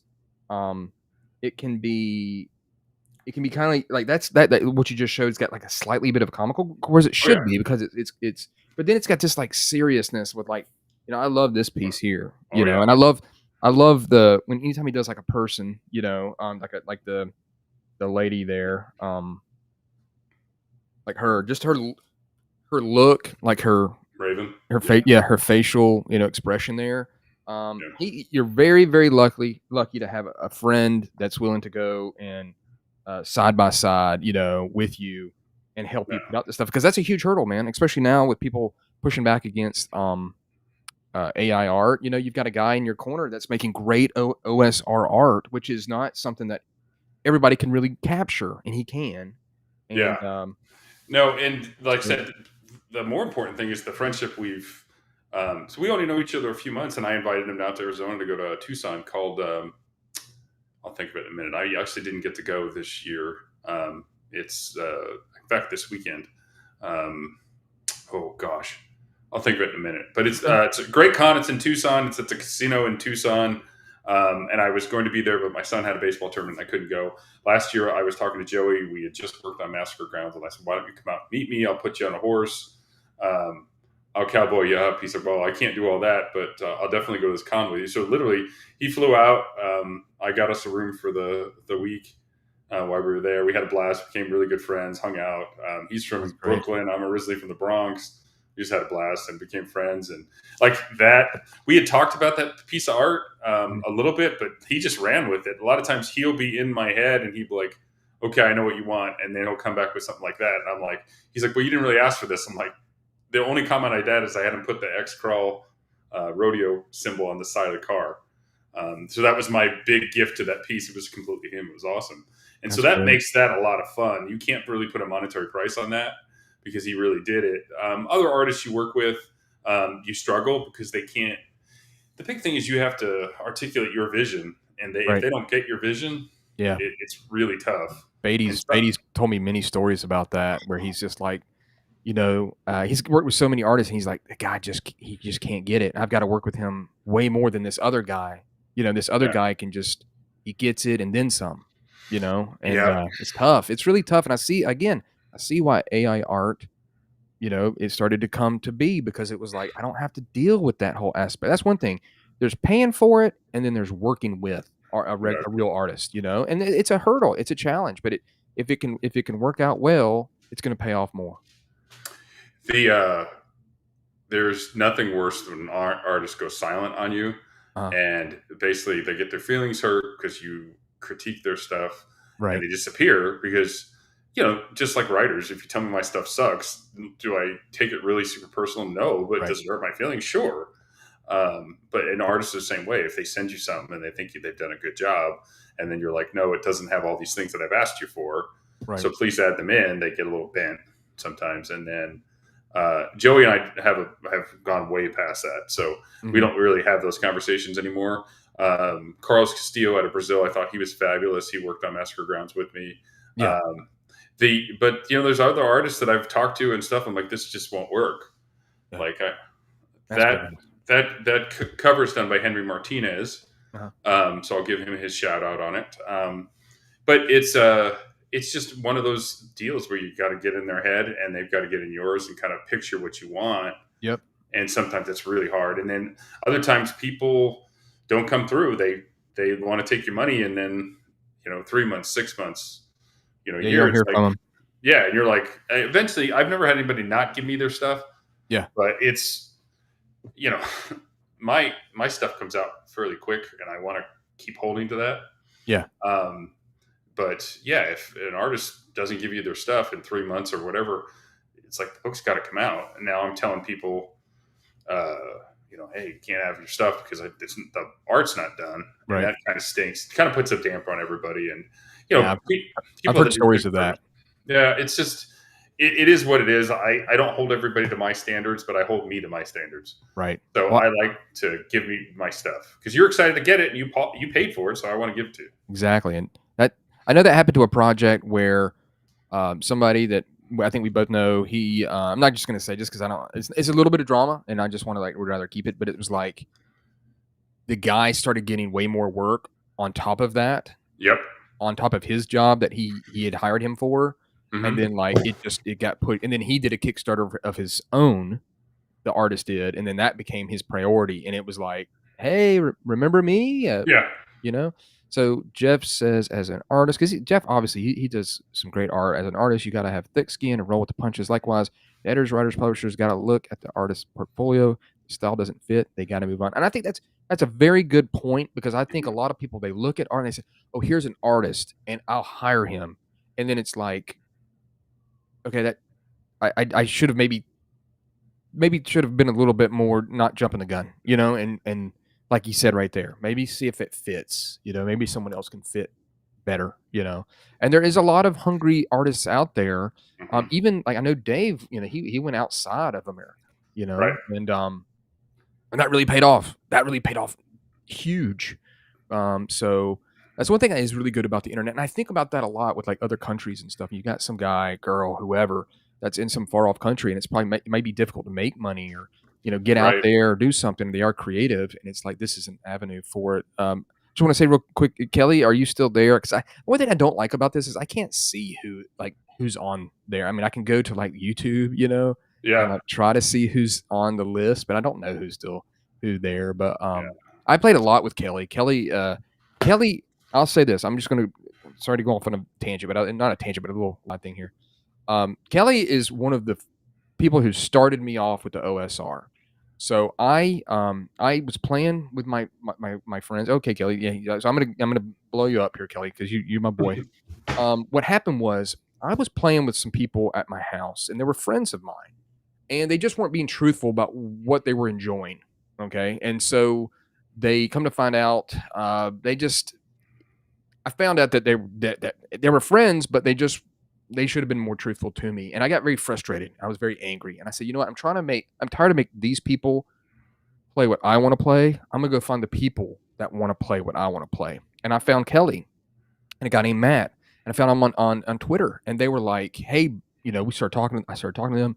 And they're like, hey, do you want to play online? And I was like, I pretty much did the George Costanza thing, where everything I used to do, I did the exact opposite. And it was nothing but beneficial to me. I tell you that if you get out of your rut and get out of your safe space and kind of get out there and try something and be bold. I met Kelly. We started playing online. We started playing on Roll20, Labyrinth Lore. They introduced me to the OSR. So Kelly has got, he's got my big thanks for him welcoming me into his online game, and it started me on from there. I picked up Labyrinth Lord. We played that. I got to see really how the OSR was, because I was playing a whole bunch of different stuff. I was playing stuff like Pathfinder, Savage Worlds. I was playing Dark Heresy, and then I played Dark Heresy, and it absolutely collapsed on me, and with that group. And they're still my friends, but it was just like, okay, well, I now know I'm not going to try to push you into something I want to play. And so I found Kelly, and he really, they really, and it showed me the way of the OSRness. So Kelly always, he gets my kudos to him. And he's one thing good about Kelly too. And this is another thing about people, is that Kelly will give you his opinion. A lot of people, I think they will, and I think it's like you talked about with Baity the other night, Kelly will be like, no, he'll be like, no, that doesn't, no, I'm not doing that. I think it's like, and it's like Bert. Boy, Bert will just come out straight and be like, no, that's a bad idea. You're off, you know, and I'm so, laughing because that's 100%. yeah, But getting back to your point about the artist, yeah, if you're an artist, I mean, Jeff probably already knows this, but yeah, bring your book when you go out to a con. You don't have to like sit down to the thing. Bring your book, walk around. I know Mike Greer or Michael, he played in one of my Massacre Ground games at North Texas, and then we were talking, and he said, "Hey, are you working on a bunch of stuff?" And I'm like, "When I work on stuff, I've already got the artist picked and everything else." I didn't have any work for him, but I said, "Give me your portfolio." And I thought he was really good. So I was just like, so I walked him over to Luau Lu, and I walked him over to David, and I walked him over to all this thing. And he got work from almost everybody he used. And except he didn't get work from me. But it's not because I didn't like him as an artist. I just didn't have anything for him. But the same thing is, if you show me your stuff and I think you're good, I know who's looking. If they're a friend of mine, I know what they're looking for and what they got going on. So it's like, oh, hold on, I'll get. So I've had a few younger artists reach out to me, and I'm like, just keep pumping your stuff at me, and I'll. There are some artists that I really want to work with, Ken and James, oh and yeah, like I think his stuff is just phenomenal. And then he kind of said, like, "What's up, dude? You don't ask for anything." And I was like, "It's not personal. I don't put out like I'm only putting out a few books, so it's like it's not that I don't want to have Kenan. I think he's phenomenal. It's just a matter of okay, what am I going to do? And then I have this relationship with Joey that might even makes my wife uncomfortable. So it's it all works. But if you're an artist and you're wanting work, bring your portfolio. The guy that does, he's a firefighter. Also, we won't hold that against him. Yes, He does Hyperborea. Jeff Talanian. Jeff Talanian is the thing, but the artist on that, I have to think of the artist. I think his art's great too. Well, he's used several. Yeah, he's their big gun right now. He does most of their books, and I'll get his name. I'll think You of talk about his covers or the inside? He does both for him right now. He does. I'll think of his name. I apologize for not knowing it. No, you're good. You're good. This is all. I'm off. I was out in the sun for a while, but and Jeff, I know you just hit me up on Facebook. I accepted. I want to look at your stuff. I probably already know it. I just don't know I know it. But it's fun to, I love cool art, man. I collect. It's funny. Like you keep talking about different books. I pull them out, show them to you if I've got them. And you've got your big collection there. Yeah. We've all been playing for and I'll tell people I have a couple spots in each one of my games. If you're interested in playing online, hit me up. We play Thursday nights and we play Tuesday nights, 5:30 Arizona time, which is 8:30 Eastern. I'm looking for a couple people that want to either play DCC or Pathfinder. The only requirement I have is that you can get along with people. Like I don't like to referee fights, and if you you definitely no, I get it. Don't bother because have some and nobody in my groups are rude, but just try to. We had a couple of yahoos that just sure. No, I think we all understand. But I've got spots in a couple of my games. I test a lot of my stuff online through Roll20. So yeah, sometimes it works great. Other times guys are like, yeah, what were you trying to do there? And so I did. I did a lot of time on Roll20. Kelly can vouch for this. I ran Stonehell on that, and it was fantastic. But it was a ton of work, man. I had to do a ton of work, doing a lot of things. But no, I mean, that's cool to be able to play. It's just my schedule now. It's like one of those things where, especially as we're getting into Christmas and stuff, we're getting towards the end of the year, it starts getting really busy. And, our lives are kind of hectic as it is. And I've been trying to do as much as I can for the YouTube channel. There's a lot of reading I've got to do. Yeah. So if you can only have every night off to play RPGs and, oh my God, I love the energy. Hey, there he is. Hey, there he is. What's Hey, up, Jeff? Yeah. Good Great to see y'all. Now you're on. See, you were talking. Let me get centered a little bit better. Yeah. I was drawn on the iPad. I do everything on the iPad. So yeah, very cool. Yeah, good to meet you, bud. So Jeff, nice to see you guys. Yeah. Matt, love your work. Thank you. Brandon, I love your videos. So well, thank you, man. I really appreciate that. I show us really some of do. yours. Show us some of your work. Oh yeah, I got my portfolio right over here. Yeah. Give me just one moment. No problem. Yeah, take your time. And Kelly says, art studio. Let's see if we can get this up here. Take a look. Let's get the spotlight out here. Good that news. was for you're front and center now. Yeah, that was for Eldritch Gets. So awesome. I was talking about earlier. Here's some work I've done for Gaming Honors for their DCC adventures. Very cool. So the Mind Flare is from Gaming Honors book Midlife Monster Manual. And these two characters over here were from Metal Gods of the Apocalypse that just came out. Oh, wow. Yeah, cool. So I do all the DCC Day art for the nation of Korea. So that's some of the promo work I've done. My local gaming store is like an hour and a half north of here in Seoul. So I'm a little bit south of them. So tabletop work. Let's see. I don't want to take up too much time. No, Big two-page spread again for Metal Gods of the Apocalypse. I'm sorry? No, you're good, man. Like I said, Okay. you got the spotlight. It literally says spotlight. Jeff, where are you Great. from? I'm in South Korea right now, but I'm originally from the Chicagoland area. Okay, because you said Seoul, and I'm like, wow, he's Yeah, across a couple time zones. and go Cubs. And Cubs. I got to represent the Cubs. I'm a Yankees fan, and I know that I am too. there's a guy named Dave that I reached out to today. I'm like, hey, Dave, is Dave still here? Dave is still here, but the Yankees kicked the crap out of the Red Sox yesterday. They sure did. Oh yeah, You're that good, was for, dude. Demio. That is really cool. Some art for Demio. It's a game on MetaQuest. Yeah. Let's see what else. I don't want to is that the VR thing? This is actually what I brought to Dungeon Con to talk to the art director Matt Hildebrand. Well, you're all over it then. How do you bring something like? Oh, so that's what you were talking about with the flight. Oh, now I get it. Yeah, the 12-hour flight. Wow, that's some dedication to come there. I'm gonna send this back. We're all together now. Take this but drawing glove off. I want to say that this is awesome. I mean, Jeff, like you're watching my video. I send you a link. You're on. You know what I mean? I mean, obviously, I've got to kind of vet some people. You know, a little bit, but it's like cause you never know what it's gonna say. But I just thought you're gonna do that. It's gonna be like, here, let me show you what I got. You're like, no, a bunch of dongs. You know what I mean? Look at all these dongs. It's like, what kind of filter are you gonna put on my stream? Or a bunch of N bombs gonna be dropped. You know, I'm just I'm just like. This is like you're talking. I'm like, that was so cool. Like you're talking, but now unfortunately you're not texting over there. You're not commenting. Oh, I'm like, I'm not in the chat now. Yeah, but now this one is less cool. watcher.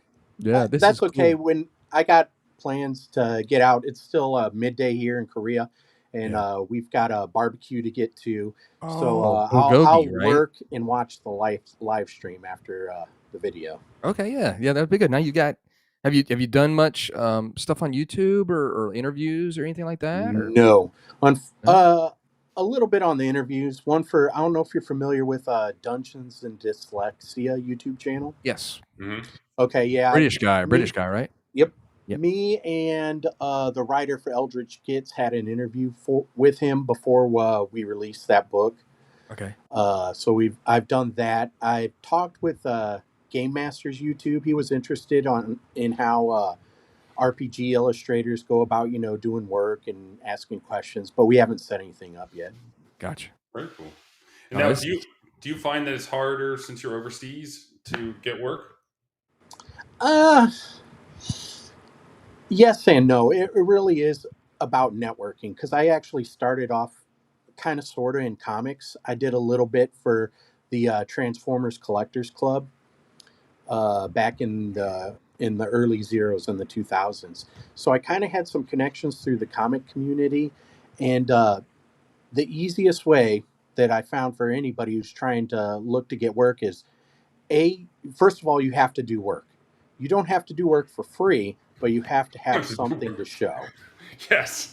And nobody if you want to be a writer, trust you that you're good enough. If you want to be an artist, draw. If you want to be a hack, we're going to introduce this guy that's coming. Exactly. We got this guy right here. Kelly. It's David Baity. I feel like you're stalking me, David. Yeah, you wish. I do. I have this fantasy that you show up at my house. Looking like a banshee. Yeah. I feel like it's like Wayne's World here, where I'm like, I'm not worthy. Yeah. This is Jeff Witty. Witty, right? Jeff Witty. Yep, Witty. He's in South Korea, and and that's Matt's daddy, David Baity. Yep. You may know him. A legend. We do have a question that we'll get to in a second, Jeff, about that Kelly asked about the RPG scene in South Korea. But I was going to tell Dave that Jeff's style is very good for like Weird Frontiers, and you've done some kind of Western stuff, or anything in the future, So I was like, I think I told you I was like, I'm gonna let Dave know in case he needs something in the future, or another creator needs something for Weird Frontiers, to hit you up. But yeah, South Korea, and then so that's Dave Baity. So how you doing, Dave? I just want to know who Jeff killed where he had to move to South Korea. Oh, okay. So, I'm also by day a software engineer. So that really pays the bills. Not doing RPG art, which I love doing. So Yeah. But yeah, that brought me over here. I work for the Department of Defense. Oh, okay. So you could probably have me arrested. Yeah. Oh, Is it- no. I wouldn't do that. I thought it was the Department of War. Oh, yeah. Nobody says that over here. They used to. Yeah, that was World War II. Yeah. But no, this is really cool. So Dave, like he's been watching. He watched the last live stream. He was commenting, and then John Watson. I sent the thing to him. I don't know. He said he was going to be here. I'll send him a dirty text about Yeah, that. dude, you are an American Psycho. So I like that shirt. That's great. That's great. Dave, who's the fireman that does the artwork? He's a retired fire captain. He Del- does the artwork. What is Del it? Tiegler. Oh, Del yeah. Tiegler. Dale's I awesome. can't afford him. He didn't cut me a Yeah. fireman discount. Yeah, great There you artist. go. There you go, Yeah. Jeff. A little bit of the art studio. I always feel bad when I can't remember somebody, but Del, I really like his stuff. Yes.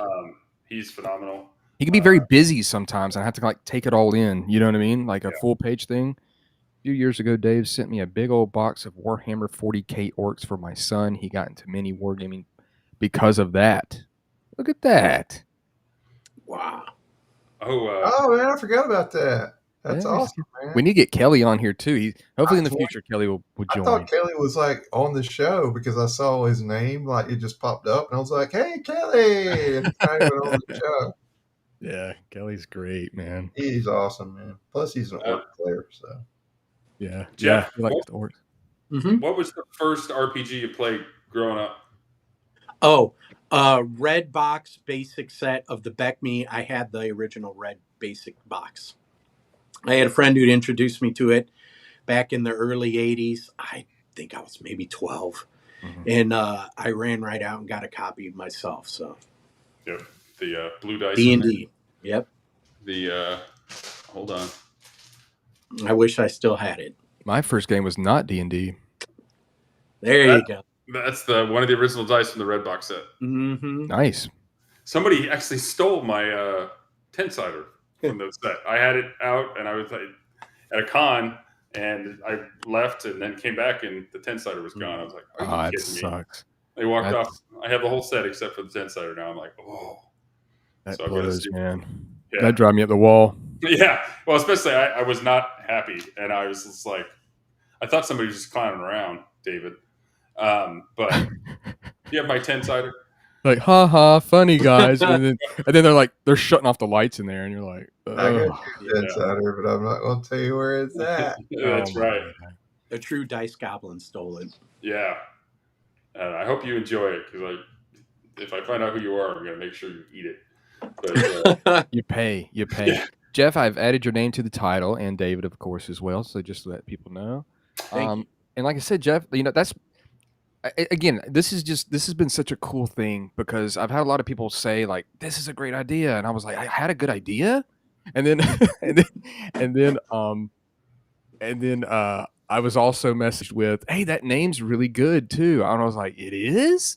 Yeah, it's just funny to see like stuff where, you're like, okay, yeah, this is working out good. But it was just cool that, your tech, your thing, and then you're here. And then Dave shows up. I hope Jeff Mejia, I hope he'll show up. And if I not don't know now, not You can tonight. read that right? Probably not. Oh, no, I can't. No, I can't read that. Yeah. It's starting to come. There it is. Where in the hell are you? Matt D'Amico is trashing you pretty bad, saying you're freelance something or shit. I think he's drunk. I can't Who's read he that. texting? I don't know. He's got his dick beaters in the They're asking a lot of questions that he's answering, and I don't think he's doing it justice. Oh, there you go. Well, that's believable. Are we talking about dungeon dwelling creatures? Yeah. So the most exciting thing I about love that dungeon book. the most exciting thing about dungeon dwelling creatures, and I don't know if I told you guys this, but John has asked for spells, different character traits for the different stuff. So he's been very outgoing about with certain people. So he asked me to write stuff, and I said, "Hey, my middle son Grant is going to Emerson on a writing scholarship. Could he submit some stuff? And would that be okay?" So he submitted a Toag spell and a Hag spell. My stuff, I submitted about 10 different things. he didn't reject him, but they all got kicked back. And he's like, but these two, he took my 18-year-old sons, so both of them are going in the book.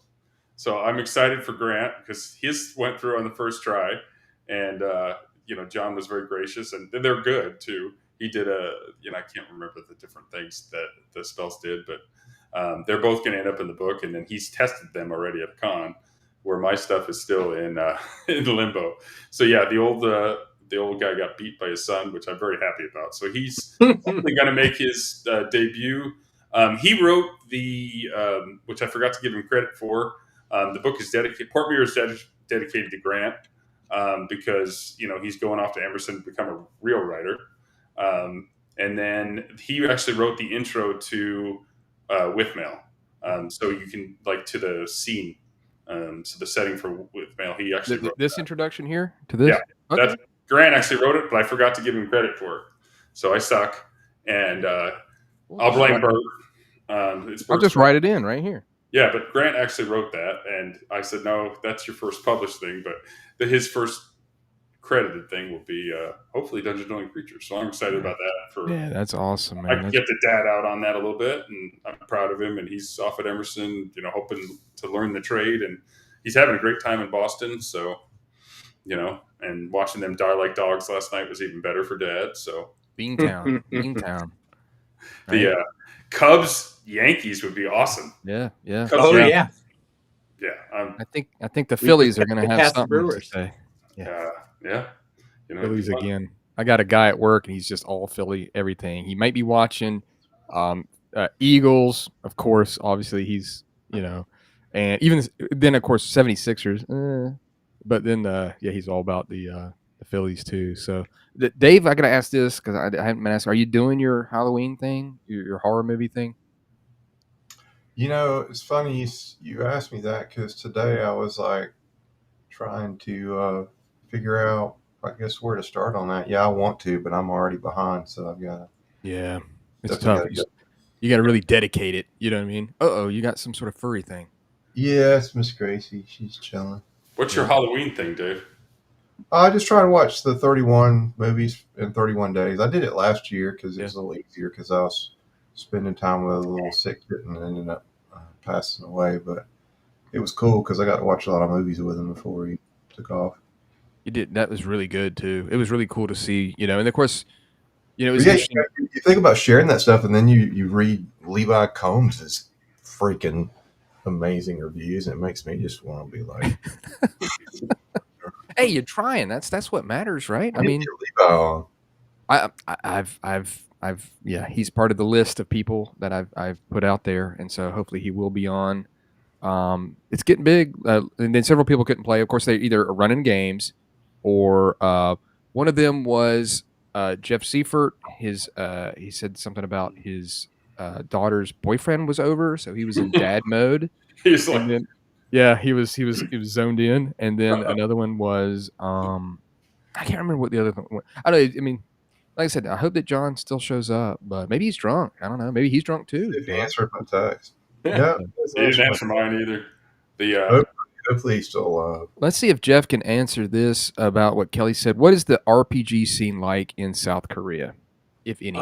Okay, it's mostly Warhammer, Magic the Gathering, and Call of Cthulhu. Yeah, but a lot of the Westerners who come over here, they bring D&D to the party, so it's not without D&D. So, and of course, DCC always represents. I always do the DCC Day thing at our local shop, but usually it's only on DCC Day and odds and ends on random weekends.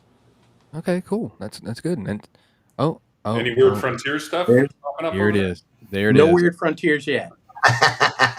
Look who's here. Hey. Wow, they're really representing these guys. Yeah, exactly. That's a sharp shirt, man. Dude. Great. I want my new purple and green one when it comes out.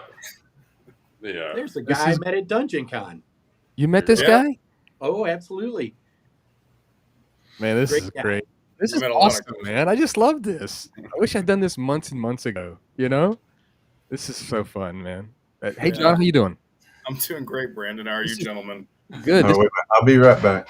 Oh, Uh-oh. he's plotting. he's up to something. Get ready, plotting. John. Great He's to up- see you again, John.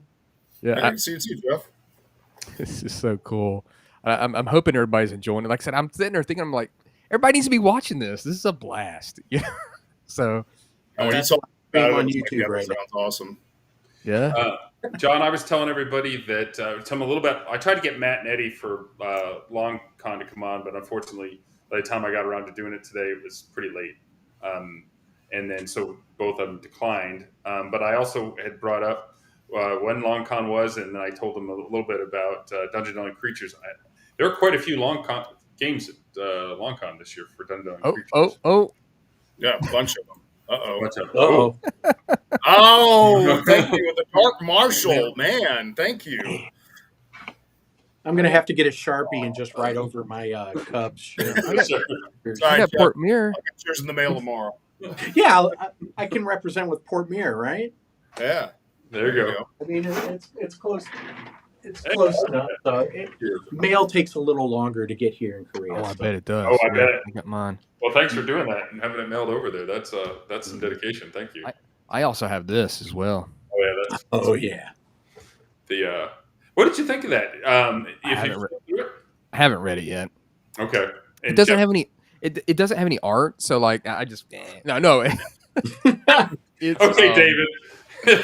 It no, doesn't- I was like, art. this was way more than I thought it was going to be. Whoa, look what he's got. He's Hey man, you saw that thing on Everybody eBay. knows, Oh. you know, how you get jacked. You just yeah, he's lift lifting that. weights. Yeah. I'm so bummed I didn't back that when I saw it. I'm very guilty. I'm one of the ones who was a little shortchanged at the time. Well, you can get the next one. That's going to be Yeah. hopefully maybe at the end of the year here. The right? expanded version. It's this big. Yeah, it'll just be this big. It'll just be this big. It comes with straps, and you wear it as a back. Shaved off half a pound, so it's only 9 pounds. Bert was saying that he's trying to put a lot of the spells to 2 pages, so it should actually cut the page count on the magic book. That's good. Nice. I like it big though. You know me. I like it big. Oh, which by the way, the other night of course, you know me. I'm very narcissistic. I was listening to Matt, and he was like, he said something about when Dave shows up. He said something like, "If you scratch it, he'll come," and I was just like, "Blah." Like I thought about it later, and it was just like, "Yeah, Dave will. If you do something, he'll come." And I was like, "All right, that's what she said." So, Yeah. but no, I had a blast that night, and I hope we can continue doing this with more people. Like I said, they can hold 12. So, wow. Yeah, that'd be awesome. yeah. And John, now where are you again? Are you in Texas too? Yeah, I'm in closer to Fort Worth. I'm right in between Fort Worth and Dallas in a city called Bedford. Okay, cool. And then, yeah. So you said Long Con's in Texas, right? Mm-hmm. Yeah, Longview, Texas, just about roughly 2 hours east of Dallas. Okay. And Dave's been there before, right? Oh, Dave's been there a bunch, actually. He's not coming this year because he sucks. But Yeah. hey, you can come down, man. It'll be the best con you've had there because I'm not there. Oh, yeah. Well, what I is think, I think my face scares small children away from the tables. what is the next con that Dave will be to? Do you know? Do you have a clue? Maybe Gary, but I always miss the damn days these rooms go public. Like, and Gary comes like 5 minutes, I think, or less. Yeah, no kidding. That's why I haven't gone. Yeah. We need. I was actually talking to Matt, and also who was it the other day? Lewis Hoffler. Yeah. About trying to do something like Skeeter and Ian and who else? Levi? Yeah, Levi. Hopefully he'll get back in the swing of things since his surgery. But How's he doing? Do you know?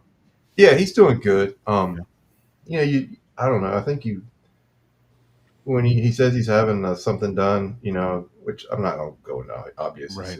He had a pretty, I think it's a pretty major surgery, but you don't really think about it until you see somebody, having a rough time getting through the recovery. Right. He's doing good, man. He's actually probably sends me. As a matter of fact, every day, like today, and it's just, I don't know, he says he's just like getting his creative juices going, but This is what he sent me today. Bessie May, the pot roast ghost, manifests as a somewhat ghostly, vocal, mooing yet succulent frontier pot roast in a dish. Smells delicious, but will answer questions truthfully once a day with one moo or two. So he said, That's all that. Did it came out of nowhere? and I like look at this. Like, can you see the list of? I don't know if you see it or not, but There it is. Oh, Oh now it's wow. coming up. Yeah. Ooh. Oh, wow. like this is a daily thing, and some of these names are like Opulus Polder, the Spider Whisperer, Lil Ned, the pocket-sized lasso king. Let's see, Clem, Buckeye Mercer, the Dakota Sure Shot. I mean, it's just. I think he's working on a probably a system neutral Weird West supplement to go with what he put out before, but Oh, neat. I think this is going to be maybe NPC names with little quirks because some of them are pretty legit. But so yeah, he's doing good. I hope he'll.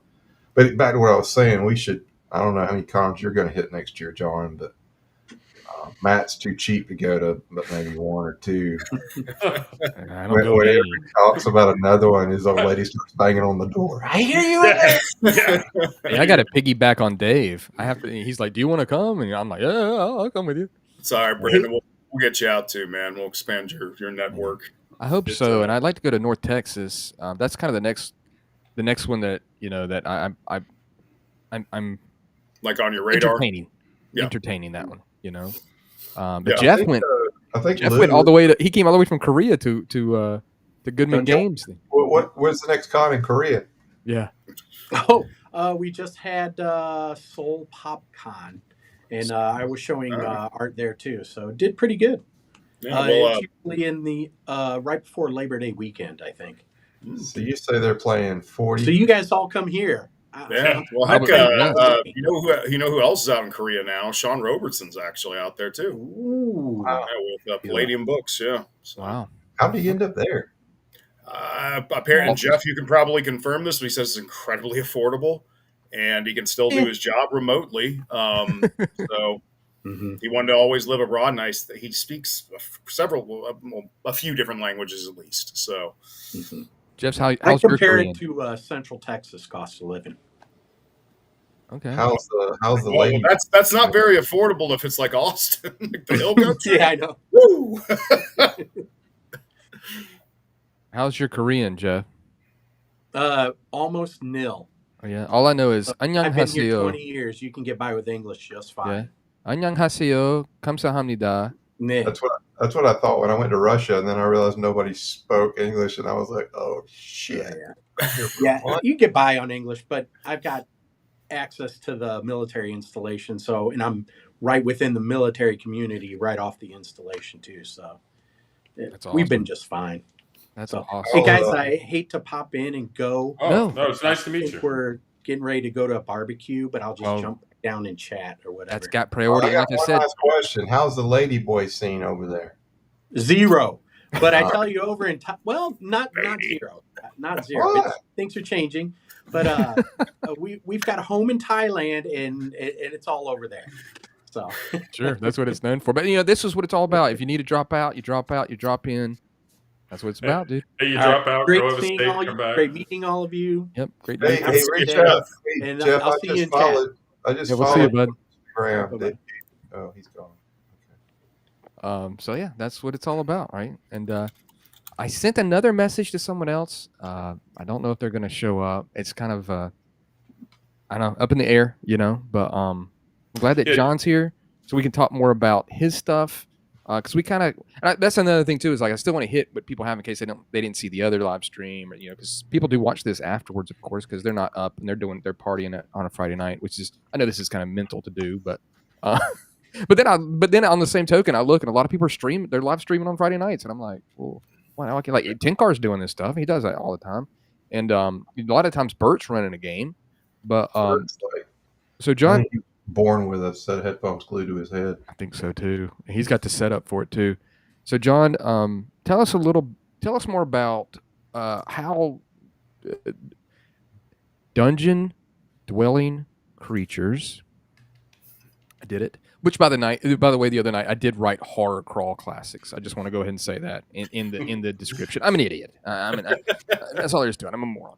But what is like, where are we at with that? And like, since you are the man of it, you've got the floor with whatever you would like to say. Yeah. So the crowdfunding finished. We funded by, God, I think like almost 500%, something like that. So very successful. Even when I did make a boo boo, was supposed to end at Saturday at 2 p.m. I ended at Saturday at 2 a.m. So apologize to those backers. I mean, just time. But that was on me. Even Backer Kit emailed me when I set it up. Are you sure you got the timer? I was like, oh, yes, it's fine. And clearly it wasn't. But That's a Baity move right there. hey, well, Eddie said it's your or it's my fault for making you my mentor with this stuff. So, but,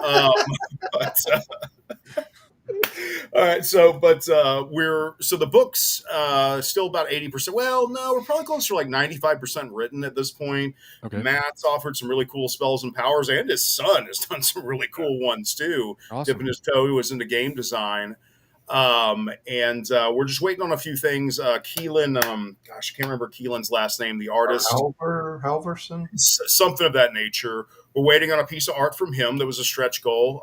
That's going to be, it has the Dybbuk, the goblins, and I think the Wendigo are featured in it. He said he's going to surprise me with it. He's got something really cool he's working on.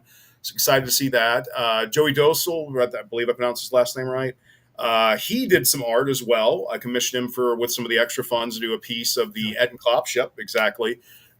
Which is going to be one of the monsters. We might eventually feature as a class. We'll definitely as an enemy. And we're just tying up a few loose ends, really. We got to get the final print or PDF to the printers. We're shooting for November to do that because this is going to take a little bit to print and everything, do the run. And we've already got the dice ordered from Impact Miniatures, the bonus dice, the bonus D6s ordered from Baron of Dice, who were, if you guys haven't worked with them, man, they are very helpful. When I sent them the image that I wanted originally on that D6, didn't quite work out right. Rather than just putting it through, they had their artist look at it and they reached out to me and were like, hey, this looks kind of funky. So it gave me the opportunity to work with one of my artists to get a better image for that. So I'll be coming to.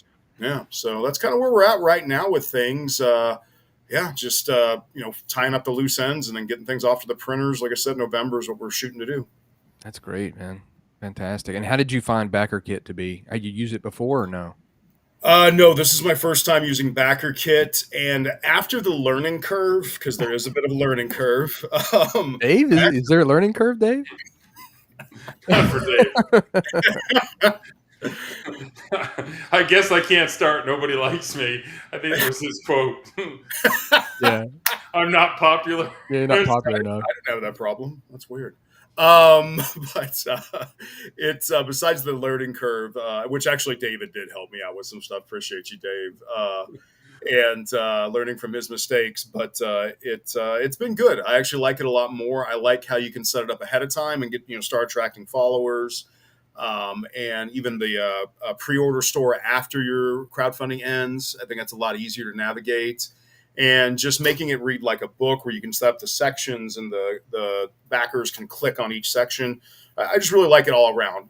Again, a little bit of a learning curve. It's kind of like an Android phone versus an iPhone, where an iPhone's, I feel, more user-friendly. Once you get an Android down, it's a lot easier in my opinion. You're good to go. Got a little bit more options. I know that's what Dave, we talked about too. When he first started the Backer Kit, he was like, man, I don't know. He's like, this thing. And then the next time I saw him, he was like, yeah, it's still really tough and that thing. But then, like, I asked him the other night, and he said he would probably use it again. So it's one of those, like, you have to endure the trial by fire with it. Put so much work into it. I mean, it's kind of you're invested now. Much more work than Kickstarter. I agree with you. Do you use it for anything else, John? So there's a project, can't talk about it because it's something big involving Goodman Games that me and some of the other Inkslingers are working on right now. But yep, we're going to use it for that too. So that's cool. Yeah, but I've been sworn to silence by the Dark Master himself. So I'm just, since you said Goodman Games, because my brain, it's late and it's been a long day. I want to just throw it out there, maybe a little bit of something weird. I got a message from somebody that asked me if I thought that Goodman Games had lost the Lankmar license because they put all that stuff on sale. like Yeah, I don't heavy, know. I know. Yeah, I noticed that heavy too. stuff. And I remember somebody like commenting on that somewhere on Facebook, I think, but I haven't heard anything Yeah. personally. Mhm. It's interesting. It's interesting to think about. And I was kind of like, well, I don't know. Yeah, it's a good idea. That's interesting because I saw their sale, and I was They've like, had it yeah, for a long while, so maybe in like a 7-year license or something. I'm not sure how long it's been going. oh, yeah. I didn't think about Yeah, that. well, weren't they dual? Because I thought Savage Worlds also had a license too for it, like right about the same time, didn't they? Yeah, I think so because I actually think I backed that for some reason. I don't Yeah, know why. yeah, I did. Yeah. He backs. Yeah. He's got an auto button. Back. Oh God, I Right. think we all do. Oh, Hey, works for me. A lot of my stuff is a lot of the stuff I do videos on is Dave's products. And I'm always afraid that someone's gonna be like, "Hey, man, you still have that?" I'm like, no, not really. I got it Yeah, from you should Dave. see So the look I get from Kathy when a box shows up. She's just like, my I think channel wouldn't be half of what it is without Dave's just constant addiction to Kickstarters. And then oh, once really? he forgot about, I don't even know what this. He was like, "Dude, I don't even know what these are." And like, we'll go out to eat, and he'll be like, "I got stuff for you in the car." I'll be like, "Okay, I don't know what this is." it's Shut up. almost. I do that too. It's almost like getting some of those subscription mystery boxes. Like, oh, I got a crowdfunding that came in, and then you're kind of Oh, surprised. So I'm there with you you, Baity. like, I forgot about that. Yes. yeah, those things kind of went the way of the dodo, didn't they? They used to be pretty big. Yeah, there's still some out there, but yeah, they're not as big as they were. The whole mystery box thing, or it doesn't You, seem like it at least. for role playing games? I just think in general. Yeah. Well, There was like we would, one for everything. yeah, we did the like strain. What is it called? How much was that deluxe? Oh, it was what's it called?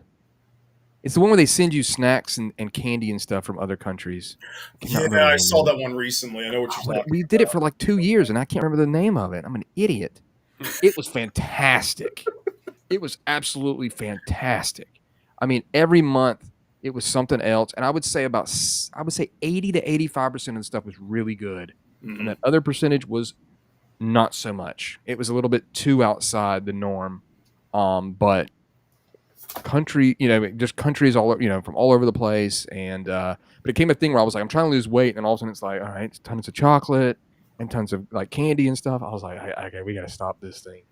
But no, mystery box thing is cool. And then I know that I want to say it was either Michael Curtis or James Bond started doing where he would mail you stuff.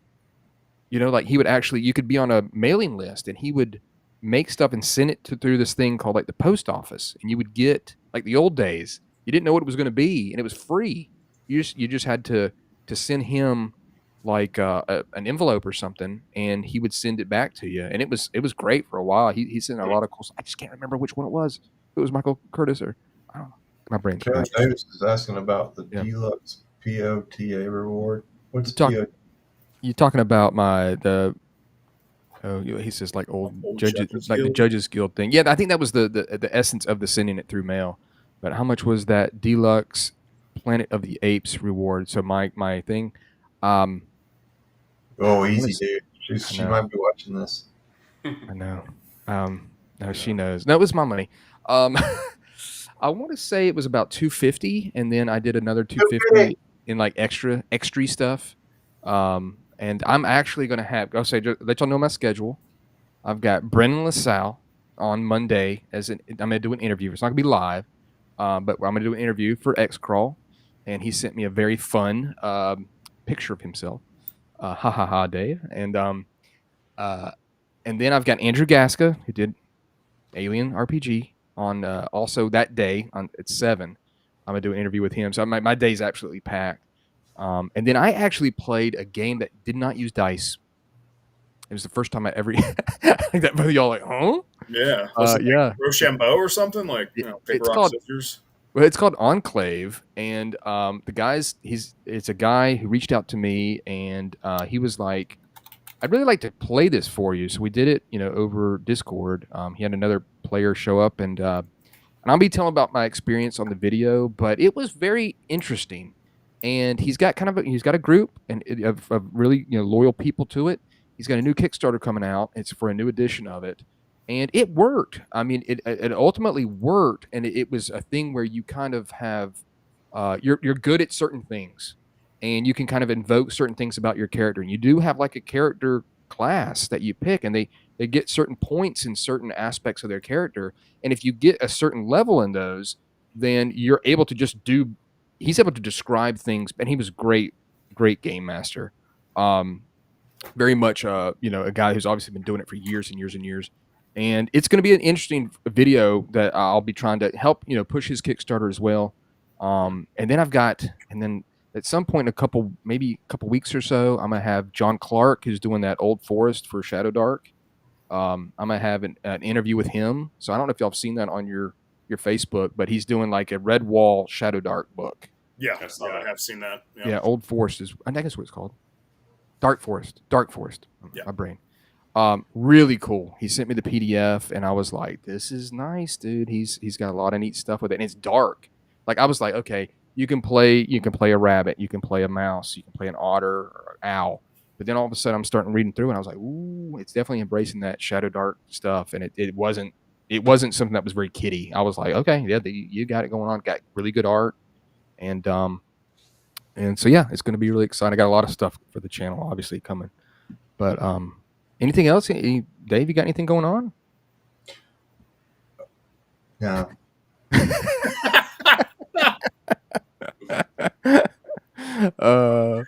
to bask in the light of everybody else. What, John? What is next for you? Like, if you can say, I know you said that thing about games.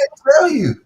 But I can't talk about the, I guess, next thing. But after that, also what the Inkslingers are working on, it's a working title, The Wanting Wizard Part 2, which kind of our thoughts on that are it's going to be a city that like appears in the sky, and we're going to do it like a multi-DCC compatible thing. Like there might be a section that's like a Weird Frontiers area. There might be a section that's like an X-Crawl area in this floating city, and you've got to go there for whatever reason. We're discussing probably getting trapped by a new wizard there. So that's another zine that we're working on as well right now. That's great. Excuse me one moment. No problem. Do what you got to do. It's probably Joseph Goodman calling him. Yeah, you're done. You're cut. You're out of here. Yeah. You're out of here. Matt, who's your NFL team? You know what? Cardinals? I don't have one anymore. I used to be a rabid Giants fan. We know why you're not anymore. Yeah. But they got some good young players. So maybe, but not anymore. I like playing. I think I played Baity's team this week. I think we're going head to head, Dave. Oh Jesus, man! I don't even look at it. Ooh, that's a abysmal game. Yeah, I got hosed, man. Nobody even let me know they were doing the draft for fantasy football. Well, it's funny because I missed the draft. I had to pick my son up from school, and I missed the draft. So I said, "Well, the computer just does it for me. It'll do fine, right?" It was the computer did the draft and gave me a D-, and I'm like, so it drafted a D- roster for me, and then it had the nerve to tell me I'm giving myself a D-, and I'm like, okay. So yeah, the computer drafting on Yahoo Fantasy is awful for football. So Dave and I's teams have gotten a crap beat out of us for. Well, Craig, man, he's not going to give you any. He's not going to give you anything he can. He's going to give me something, but I ain't going to like it. But yeah, so I'm not a huge baseball fan. Used to be a huge hockey fan. Got away from football when the craziness started happening with it. I just said, I just turned it off and enjoyed my Sundays. My wife is a rabid Bills fan. Okay. So it's hard. Very strong team this year. Last year it was fun because I had Josh Allen as my quarterback for fantasy football, so it made me. But this year, actually, I traded away the Dallas Cowboys Dak Prescott because I'm like, I'm not a huge Dallas Cowboys fan. No, so, that's pretty popular. That's a popular opinion. Yeah, and so I got rid of him, and so I didn't get Josh Allen this year, and I want to. But so in my house on Sundays, it's Bills, even though I'm not a Bills fan. I am more of a baseball guy. My sons all played. I enjoy it. Coached for a while, so not a huge football guy anymore. So yeah, I understand. I'd rather go out. Well, you're all watching football. I go out on my horse. I think John has got some work stuff, so it's just going to be the three of us for now. So I thank him, of course, for joining. And there's some sort of tail in the way. I'm a Detroit Lions fan. I've been a Detroit Lions fan all my life, and we're having a. What's so funny, Dave? No laughing and drinking Cheerwine Zero. We're doing very well. We had a little bit of a rocky start, but then there's nothing but momentum coming. My boy Amun Ra is named after Egyptian god practically, and he plays like one. And then, Oh, Jesus. oh, Sorry, cat. how embarrassing! I just got a claw in my titty. Again. But no, my Detroit Lions, I think they've got a lot of momentum. They got a lot of momentum, and Bears Did you fan roll the here. dice to pick that team like you normally do? You were No, the Jets 2 years ago. no, I don't remember anything like that. I don't know what you're talking about. I don't roll up a team every year and follow that team. You got fed up with the Panthers, and you're like, I'm just going to roll a dice and pick a team randomly. And it was the Jets 1 year. I don't recall that. So I don't really know if that's true. And I mean, if it were true, then that sounds like it would be something pretty exciting. But I've always been a Detroit Lions fan, and yeah. Yeah, I just traded and got Goff for my quarterback, so I'm hoping they do well for you. Yeah. So Did y'all? Yeah, How'd you get I made Ben trade me in for Dak Prescott because he wants Dak Prescott. Then they play the Jets this week. That's why he wants him, because they're going to beat up on the Jets. So I'm like, yeah, but after that he'll get hurt or something, and then I'll get the better of that deal, I think. But Greg's brother Ben traded him off to me, so I was happy to get rid of Dak. Although he did have like a 30-something point fantasy week, so I was just like, yeah. Did y'all see Keenan James's art that he did for his Titans? Yeah, the trash. Yeah. No, So it was a dumpster fire logo. Yep. Trash can. Yeah. And one of my bosses at work, I have many bosses. He is a big Titans fan. He's having a very difficult year. Yeah. And he had a very difficult year last year. And I showed that to him. Today. And at first I didn't really want to show it to him. I was like, man, he might be a little, might be difficult for him. But he saw it and he just started laughing. And I was like, and he put it on a T-shirt. So if you want to buy it, because he's got his own on TeePublic and stuff. And he's like, yeah, send me that link. I said, yeah, it could be fun every once in a while to make it, but it's been a real difficult year for him. But yeah. The only thing worse is if you are a Jets fan. I have a friend that's a rabid Jets fan, and her and her sister live and die for the Jets. They suck every year. And then, they were going to get led to the promised land last year by getting Aaron Rodgers, and that did not happen. Oh, I didn't pay off. That didn't pay off at all. No. But every year it's like, it used to be like Cubs fans. The Cubs fans are pretty good, and like Red Sox fans, like, oh, it'll be next year, and then they finally both won. But yeah, it's the Jets are brutal. Yeah, it's been really tough. And there's a guy at work who's a Giants fan, and when I first started working there, he was like, I was like, how's your Giants going to do? At the beginning of the season, they're going to do great. You'll see. This is going to go. And then they did terrible. He just like a couple games, he was like, I'm done. I'm not watching anymore. And I tell you, the way your team, if they do good, it completely affects your mood, like for the rest of the whole season. You know what I mean? Like, you're like, if they're not doing good, you're like, I'm not even watching that trash. Here's a question that we never really got to is this right here. I know I'm jumping around, but we got to hit all these things. Question for both of you guys. Any thoughts about running a game or two for Goodman Games Cyclops Con? Actually, yes. So somebody reached out to me about it. I kind of reached out to you. I don't remember. LaSalle called me on the damn phone. Hey, buddy, you're the best thing ever. Would you it might have been written. It depends on. I would never want to back out at the last minute if I commit to do it, and I want to do it. But and I think I'll be fine to run it. But I've got to get just the schedule. My son plays in baseball tournaments, and he's working his way back from being off for a year, and he's really just killing himself to really just get back to where he was, And so I want to be there to support him. So I don't want to be running a game when I could go be dad in the stands right now. So he's worked his way back. So that's the whole reason that I'm kind of like, it looks like it's an open weekend right now, so I won't be sitting at a baseball field. He doesn't need me there, but I want to be there. So I know that he's only going to be little forever for a short time. Wait a minute. What are you saying? Yeah, I'm going to shrink him. He's going to be a little. He won't. Trust me. My oldest is going to be 27, and that's freaking me out. And wow, that would yeah, freak me out. it's Mine's gonna be 13 this year, and next month I'm like, he. Yeah, but I mean, yeah, they play for a short amount of time, and then I will. I want to enjoy it. He's it's he's doing real understandable. well. Dave, So, Dave did something on Cyclops Con. Didn't you do something on that first one they did or something? What was that? One or two. I'm going to try, and I've got something like bounced around in my head for it, but kind of like Matt, I want to make sure that I can make it happen before. You were doing like almost kind of like an interview or like a question or something like that, wasn't it? Or like, I don't know. They usually have me on panels for what not to That's do what during it Kickstarters. But, yeah, I'm like it was a poster child for that for some reason. I don't know. And I think didn't you call it doing a Baity, or somebody said doing a Baity? I didn't want to do a Baity. yeah, I think that was said before Dave showed up that night, the other night. I didn't listen to squat, and I pushed right through, and mine failed. So yeah. No, I mean Kickstarters are hard, and like if you get a bad thing, you need to figure it out, and like if you can't figure it out on the run, you gotta. It's just Cult of the Winged Skull.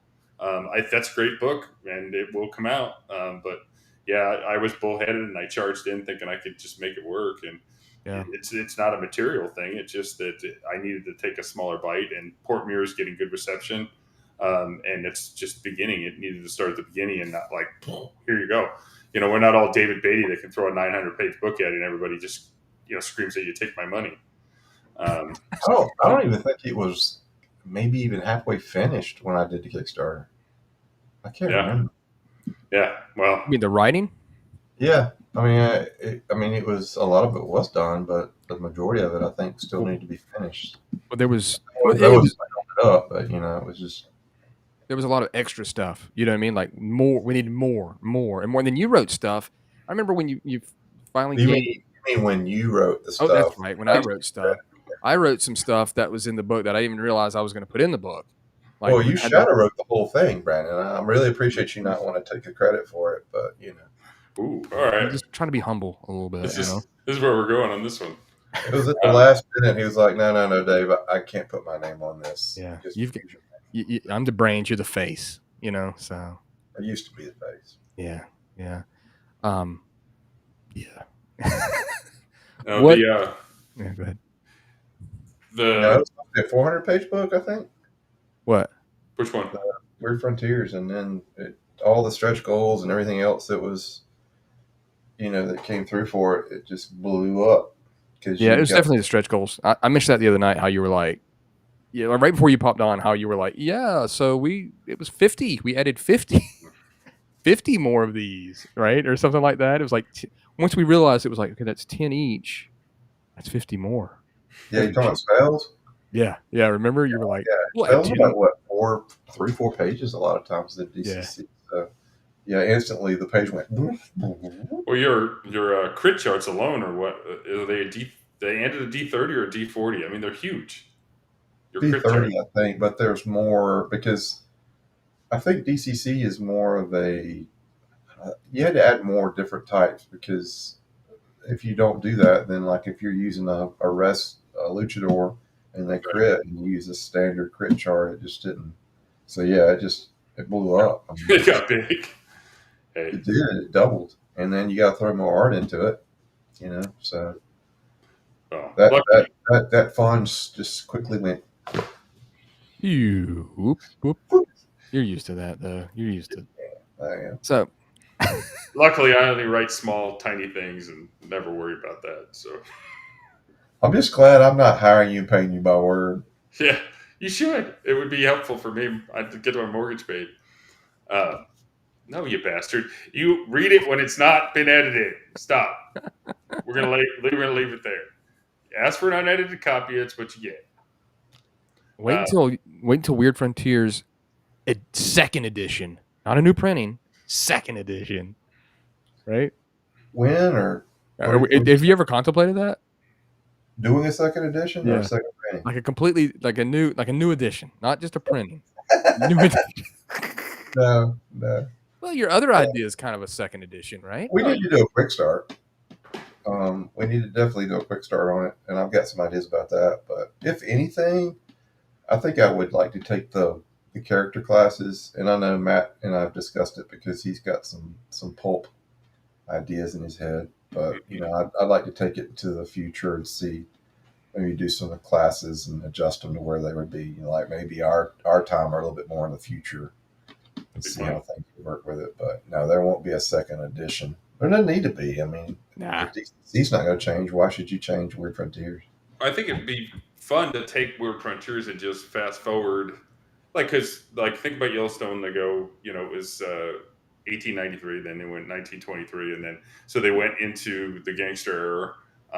And I think you could do that really well with his classes will hold up, and a Bedlamite would still be a Bedlamite. A gunfighter would maybe transform more into a detective, or you transform him. Maybe a luchador turns into more of like a pulp hero. You could have some fun with it and really progress without doing a complete rewrite. You'd still have the classes and have a lot of fun with it. The Sin Eater, maybe turns into, kind of a more goth character, and then Tommy Knocker would progress any way you want it to be, a Frankenstein-esque, monster, from that era, where you get into the pulp. I think it all would progress really good. David and I have talked about this. It's just, it would work and it would be fun, and it'd just be something that everybody would want to have to get on board and do. But it's also not a rewrite, right? You kind of move the story along too. You could have a big event happen. Brandon, didn't you? I mean, I think I mentioned this to Matt, but weren't at some point in time, weren't you working on like a kind of a Cthulhu pulp or something more or something? The only thing I was going to work on was my blaxploitation game. There was something else there for a while, man. Because I think who released that one? Who released that version that Chaosium ended up buying the rights to? Do you remember the pulp Nor or whatever it is, Cthulhu?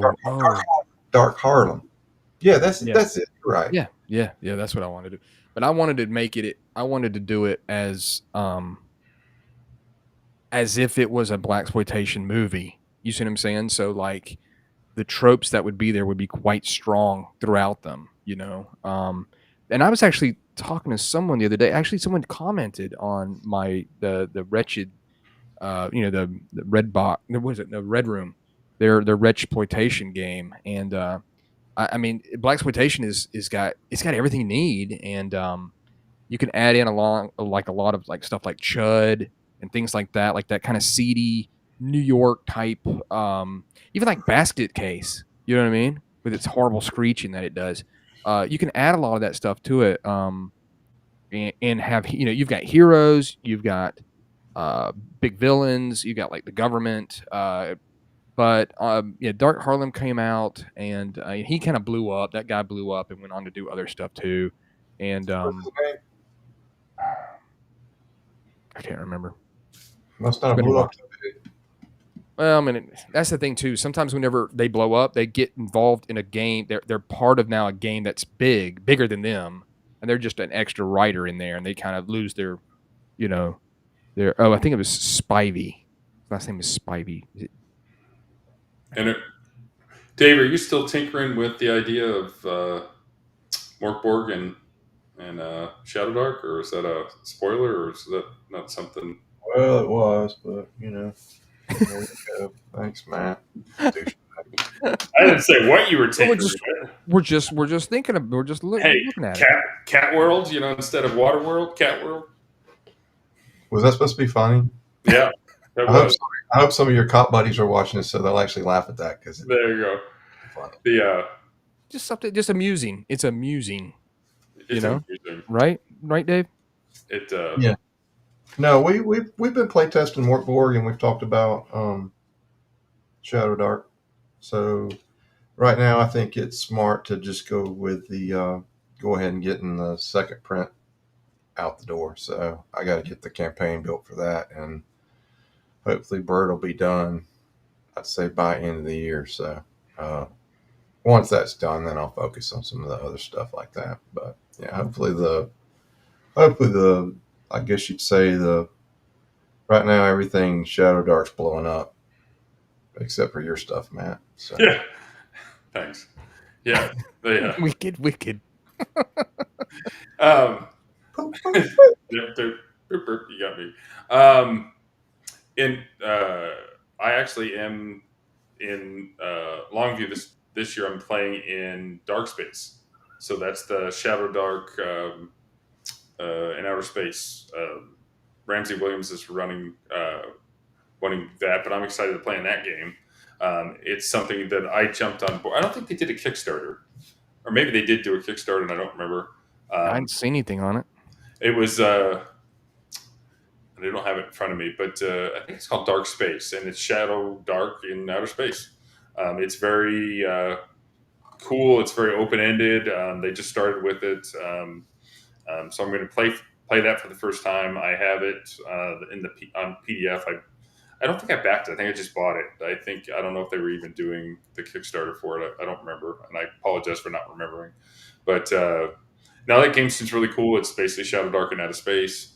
I'm sounding like an idiot here because I can't think of authors' names. But I didn't want to say it, but yeah, it's just we've reached that point. I've been out of a baseball field all day, and I'm like, I can't think of names. Yeah. I couldn't remember Dell's name either. I'm like, I don't know. But that's a game I'm excited to play because I like sci-fi, I like science fiction, I like playing the old D6 Star Wars game. Yes, sir. Right up there. And then Morpheus. I like the new Star Wars game.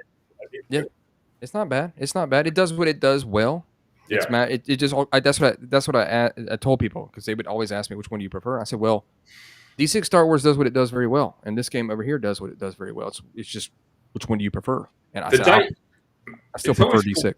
It's always cool to have new dice, but their dice system is a little bit hard to wrap your head takes you a around. while.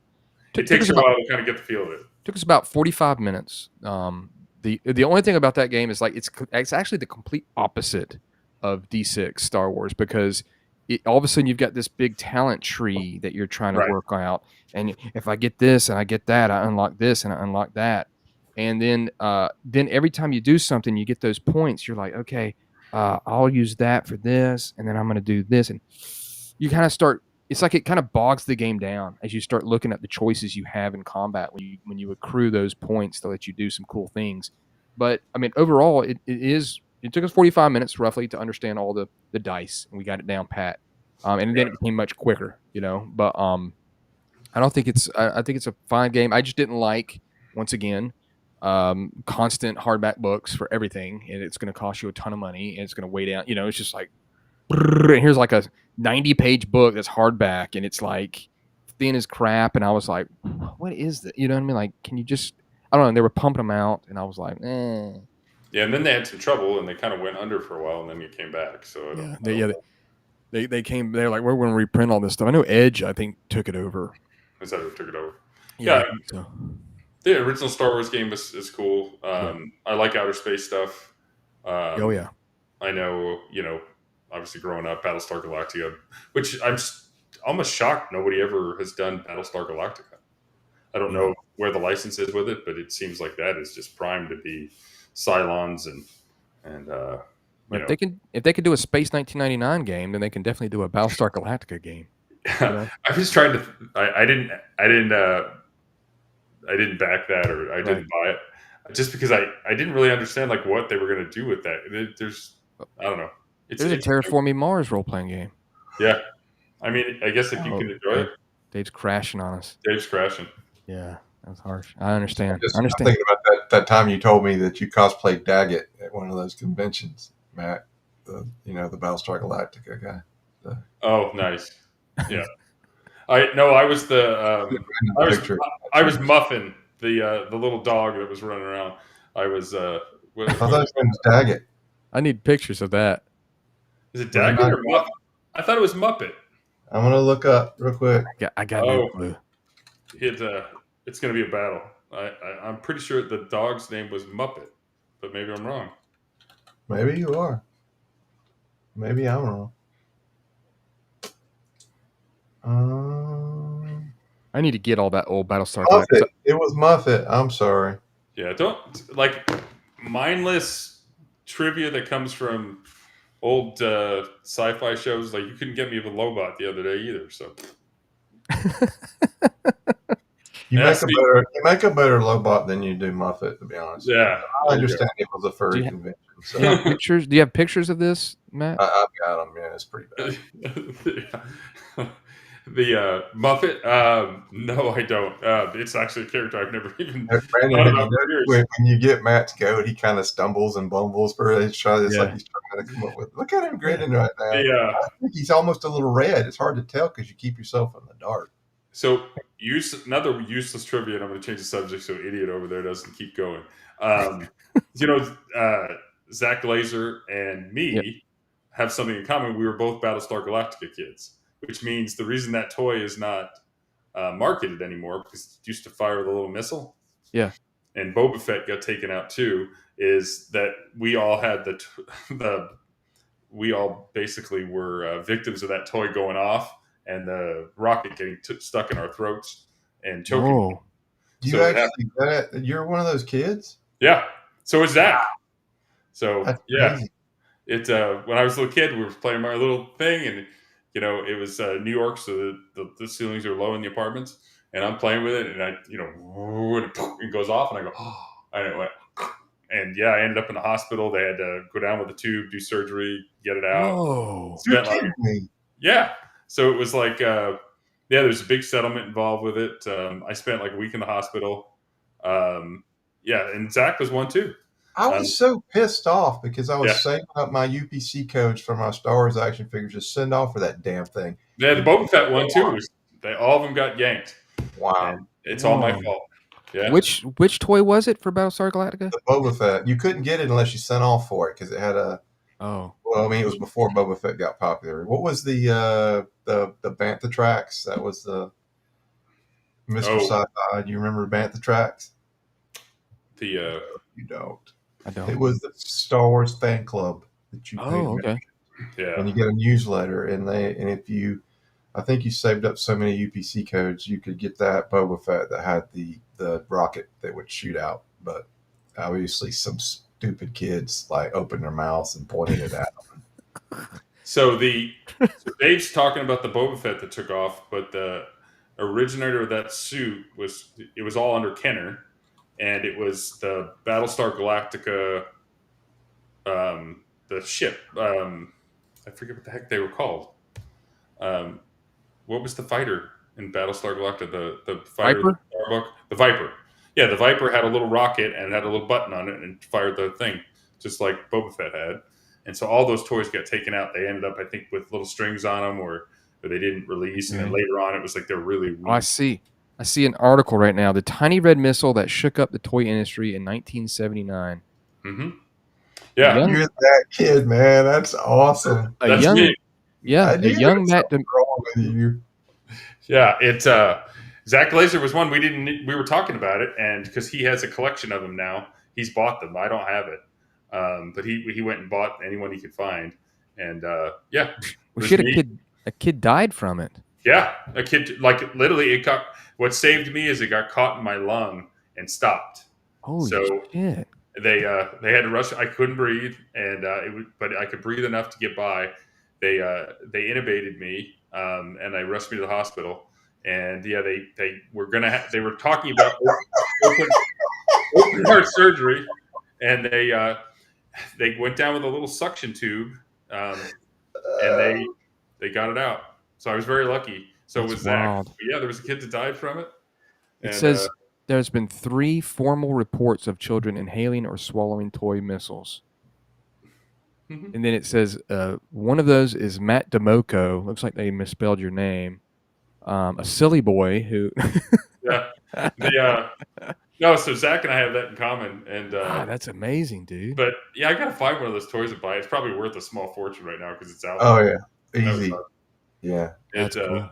But it was cool. I love that show. That was fun. And that the other show that I really liked, but this is a movie, was Black Hole.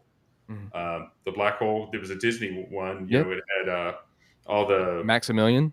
Maximilian and all the what were the little I can't remember their smaller names. robots. Yeah, had the silly eyes. One was all dinged up, and the other one looked okay, right? Yeah, and they had the guns that like had the top and the bottom. Yeah, and they look like hamburgers a little bit.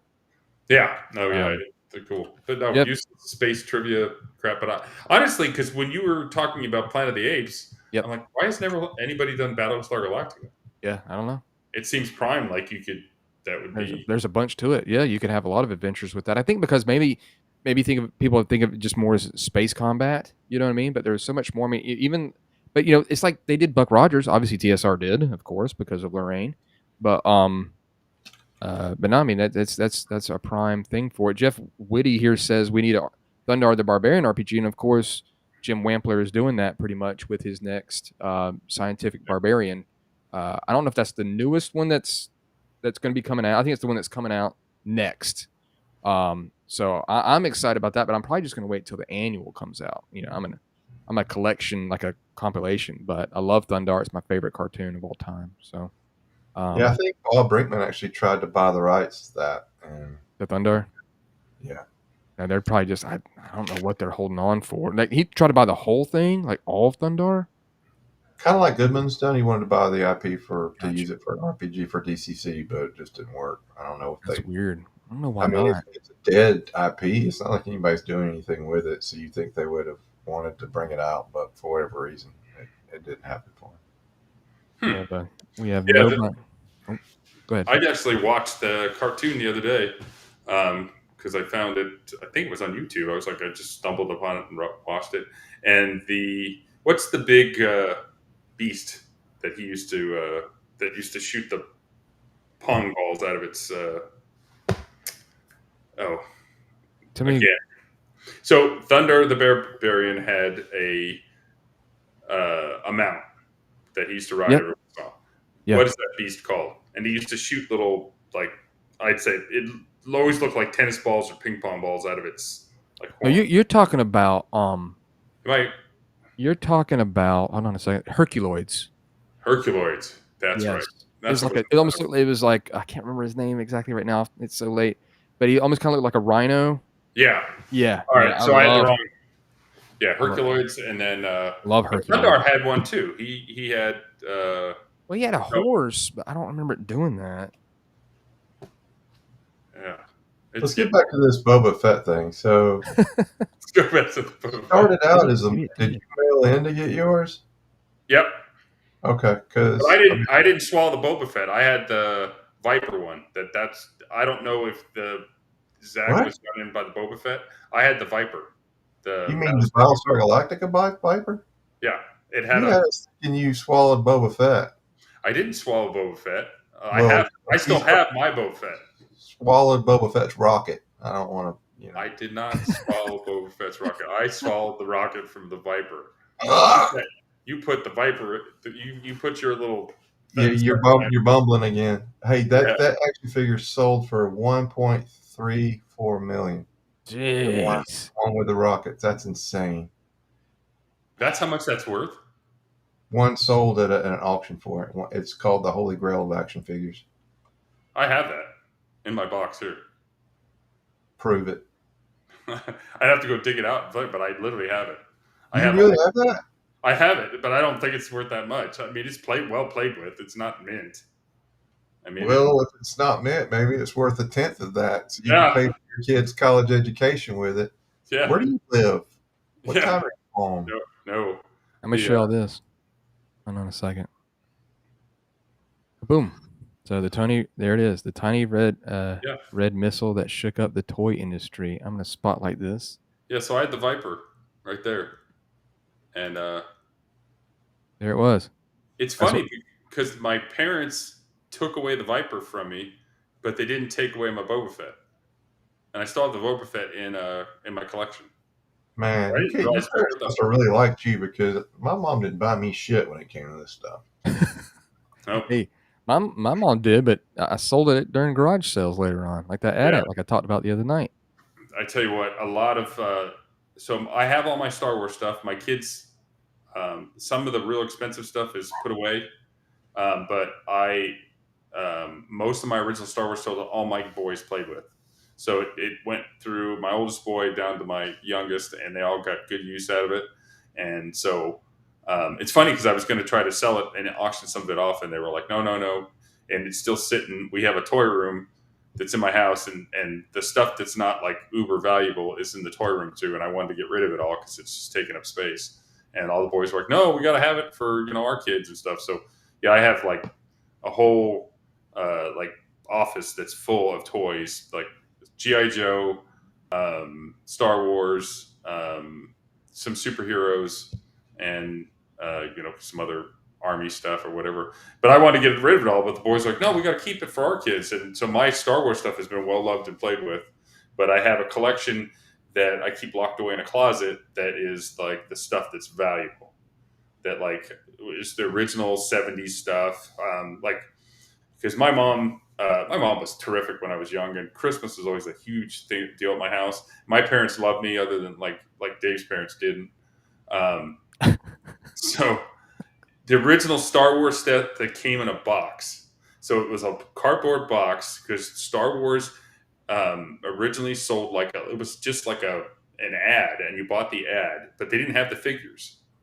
And so they came up with all this other crap, like movie viewers and stuff like that. And I have one. It was like, when you used to watch the movie thing, you used to roll the little handle, and it used to kind of show you, flick the pictures over.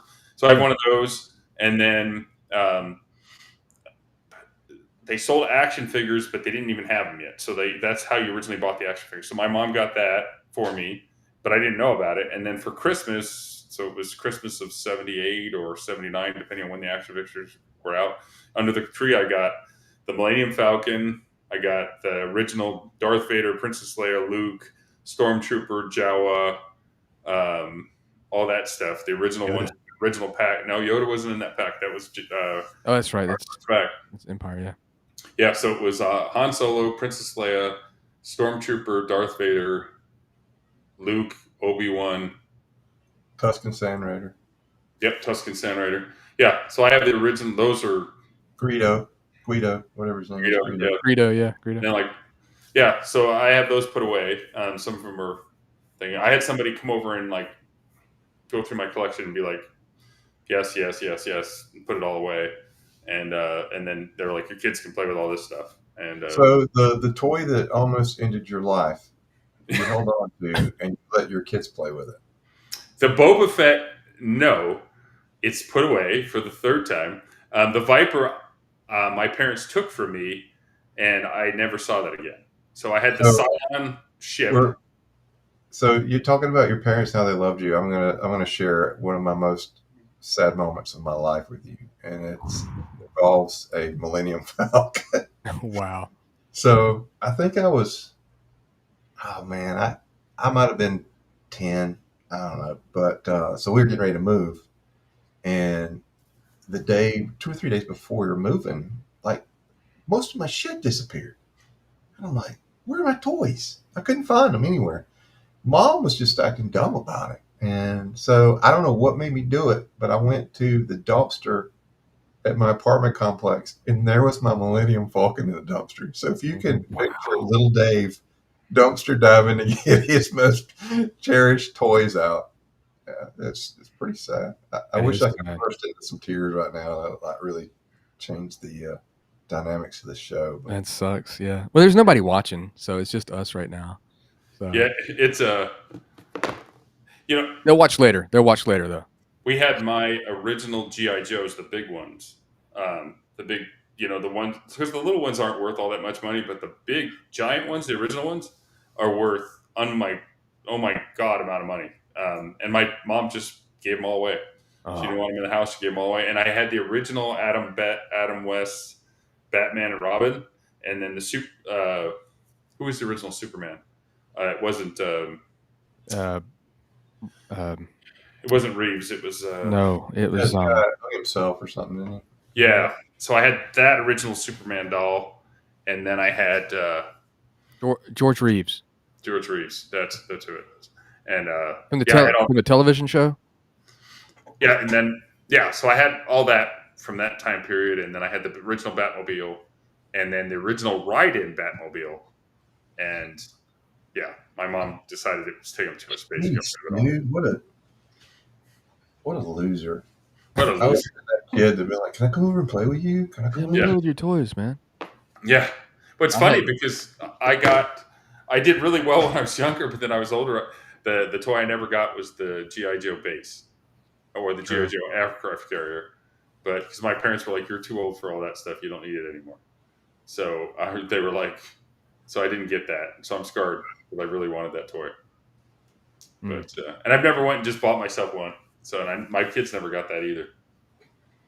I had He-Man's, Transformers. I had Star Wars toys too, a couple of them, and GI Joes. And I blew up my GI Joes with firecrackers. I remember I dropped Moss Man in the grass and couldn't find him for like forever, because he was made of moss and thus in his natural habitat, easily camouflaged and hard to find. Um, I like my He-Man figures though. That I thought they were cool. I never had Castle Grayskull, but I do have one now, and it is my DM screen, right, Dave? You've seen it. So, who was it that had that DM screen at Gary Con? Do you remember? Reed San Filippo. Yeah, he had that one, and I was in a Second and Charles, and all of a sudden I saw one for sale, and it was like, I want to say it was $25, and someone had split it down the back to make it kind of like a DM screen, and I bought it, and I fixed it up, and now it's a really cool DM screen. It's a little high though, it's a little tall. You got to pretty much stand behind it, But yeah, exactly. But it's awesome when you have that on the table, and you're like, Castle Grayskull is my DM screen. It's and you roll through the mouth and stuff. But Matt Gullett from Longview has one. He has Reed's. Yeah. That's who he has. Eddie bought it for him. Okay, yeah. So that was during that. He has that at that charity thing for him. Yeah. Sold it during that. Reed's had some health issues, so they did a thing to help him move where he could get some better medical care. So he's doing pretty good though. That's good. Yeah, I sent him a friend invite on Facebook. I hope to have him on here maybe, if you'd like to join. But no, that's cool. I don't even know what. And that's the thing too. I don't know what happened to a lot of my stuff. Like, I don't remember selling it. I moved a whole bunch, so that could have been part of it too. But yeah, I got pissed off one day and sold all my D&D stuff. I literally put it in a stack, and all my original, the original pamphlet from Gary Gygax, the tan one, the 3, sold that. My original Dungeon Master's Guide, my original Player's Handbook, my original Moldalvi, the red box set, the blue box set. Got pissed off one day, and other than the dice, threw it in a box, brought it over to Bookman's, which is a used bookstore here, and sold it all. And I regret that to this day because I don't have any of it. And I've never gone back and I've got the PDFs, but I've never gone back and bought the books. But I really regret that. I don't even know what the hell I was doing. It really didn't save me that much space. So, that's a shame. Always stuff that we had that we regret, that we got rid of or something like that. I think it's probably what kind of ushered in a lot of the hoarding, like of collecting stuff that people did. They're like, no, you got to hold on to that. Don't take that out of the package. I mean, I knew a guy, he would go at Brindle's, Dave. Remember Brindle's when it was on Congreve Road? We'd go in there and we would just, when all those Spawn action figures came out, that Todd McFarlane did with his company, he had a room and the whole thing was absolutely stuffed with those new redone Star Wars toys that they did. And Spawn figures. He had them all. And he would go in there, and that's all he did was, and Matchbox cars. He would look for those things too. But Spawn, he had a whole room. It was full, stacked up of Spawn action figures. And then I don't know what he did with them, but I was like, I know that the prices on those really plunged. But because everybody did it back then, and that was really cool. So that was like the first action figures that, I mean, they looked amazing. Those Spawn ones, we were like, whoa, Spawn was out. And, we were going around trying to get special ones. This one's gold. And this was a collector's one that they were putting out, a limited edition. It was kind of for us, it was really definitely the start of that. But, I don't know what you do with a bunch of that stuff. But, yeah, for me, getting back into collecting some of that stuff was Greg's Comics down on Alma School and it's in Mesa. It's on Alma School and Guadalupe. And I became friendly. I started collecting again comics. I became friends with Robert Baker, who worked there. Howard was the guy that owned it. It's funny because I never understood who Greg was, because it was the guy that owned it was Howard, but it was Greg's Comics. But we went there and it was just exactly like that. The new Spawn would come out, or the new Star Wars figure would come out, and they would have it, and then HeroClix, when that phase, when that really hit, I really enjoyed was that. Awesome. Yeah, it's still really, an incredible system. You know who made that too, right? Yeah, it's WizKids. But you know who actually created HeroClix? Oh no, Barney Cook did. Oh, okay, it doesn't surprise me. It was really well done. Yeah, I couldn't believe it. I was like, a role-playing game guy makes HeroClix, and I've got the Star Trek version of it. Do you? And it's really good, like the original Star Trek show, you know. And I was like, that's freaking awesome, you know. No, I've got that's the original Powers card. God, he had it immediately available. Dave, did you see that? No. He just pulled out HeroClix card, like the rules and stuff out of nowhere. The amount of crap that I told you, it's just useless. There's just It's awesome. It's just, I have boxes full of HeroClix, and I used to so when my wife and I first met, you know, I was in my early 30s. I was divorced. I had my oldest son, and so we had a nice house in Mesa together. And I was working on the PD, and I was single guy. And so a lot of times, instead of going out in the evening, I did my my custom sculpts. So I was making my own HeroClix because when it came out, the first set was like 40 figures or whatever it was, but there was like so many, different figures that you wanted, or different. So you might have wanted the Rhino, or you might wanted, whatever. So I'd take other figures and like resculpt them and then paint them. And so my wife, I think I was working bike patrol at the time. So I was like literally high speed, low drag, no body fat. And then she comes over my house to visit me, and she walks up and she's like, "What are you doing?" I was like, "Oh, I'm just hanging out." She's like, "You're not going to go out tonight?" I'm like, "No." And she's like, "What are you working on?" She walks up and I literally am painting like a little miniature. I think it was the Rhino, or I can't remember, what character I was working on. And she's like, "You do that for fun?" And I'm like, "Yeah." And she was, "Is it for Morgan?" Which was my son at the time, who was probably about 5. And I'm like, "No." And so I was like, "It's a game." And I'm like showing her this stuff, and she's like, that's how I knew I had to marry her, because she didn't run out the room. Yeah. And that's when I tell you, like, women didn't play these games with us. That is a fairly new thing. Yeah. Yeah. My wife was like, it's just like the books that I write. She's like, "Oh, that's just Matt's little cute thing that he does." Like, she doesn't really think it's like, she's not going to a dinner party and saying, "Oh, Matt writes nerd stuff. He's written books." Yeah. It's not that. Yeah. He's just got his thing. But yeah, I knew she wasn't going to go anywhere, because she was like, I don't even know if I have custom. I'll have to get them out one time. You should have it all available to you. You shouldn't have to. Yeah, I mean, dude, trust me. If you've named 2 or 3 things tonight, and I've pulled it out. So yeah, this the white. I like box, when you pull it out. I do. The white box one. Come on, that was readily handling. But no, that was cool. That was good. That was wild. I was like, Operation White Box. This one. Well, and that. Well, and this one too. I've got it. It's down there. I'd have to go. We have to, like, Dave said he was going to run this game for me. So Dave would be the perfect person to run, because we're going to do human sacrifices. What is it? How do you say that?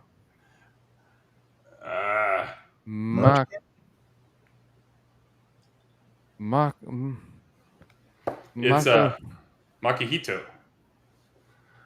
It's an Aztec. Dave, I know we've talked about this. If you ever want to know about Aztec stuff, just read this. It's super cool. And then you have to, in order to increase your power, you have to make sacrifices. So it's awesome. And it's what seems very historically accurate. And the guy that wrote it is the basic expert who's doing the white box set right now. And, I know there's several white box sets, but I like that so much. I'm like, oh, if I like that, I'll back your white box set, because there's definitely been a ton of them. Yeah, white box is awesome. But I need to spotlight Dave's reactions more like this right here.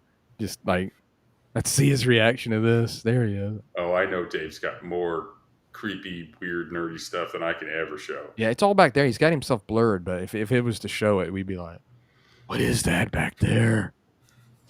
I don't know, man. I mean, I think I'm pretty vanilla when it comes to my RPG stuff. Yeah. I'm moving us back around. There we go. Yeah, I've got to have it all the same way. You don't have. Well, you got into White Wolf, didn't you? Oh yeah, I love White Wolf. Yeah, I mean, I you think got. everybody did. It was like the first gateway from D&D.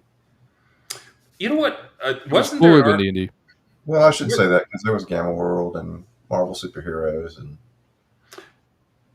when originally when Horror Cinema Classic came out? I was curious if it was going to be like there was an older RPG where you could play like a vampire or Frankenstein. we were talking about that on this last show. You already forgot Right. about that? But no, but was there an RPG that way? Because I could Yeah, swear it's there called was. Nightlife. Nightlife. Okay. So, And I think Bradley McDevitt wrote some of it or most of it or maybe Right. all It of was it. him. Yeah. Because when I went He did to all the art for it. yeah, when I went to Gen Con, he told me Yeah. I think he had a Okay, copy yeah. of it. He told me to go over to Mark Rainhagen and show it to him and be like, Yeah. "Hey, remember this, Mark?" Just to see what type of reaction Mark would get. See, Yeah. I was thinking it was something you should have him on the show to talk about that. But I was thinking that it was somebody more along the line. I think the company is Interstellar Games. I was thinking somebody kind of tricked him out of the rights, or I don't know. I don't think it was White Wolf. Maybe I'm wrong. I don't know. Hmm.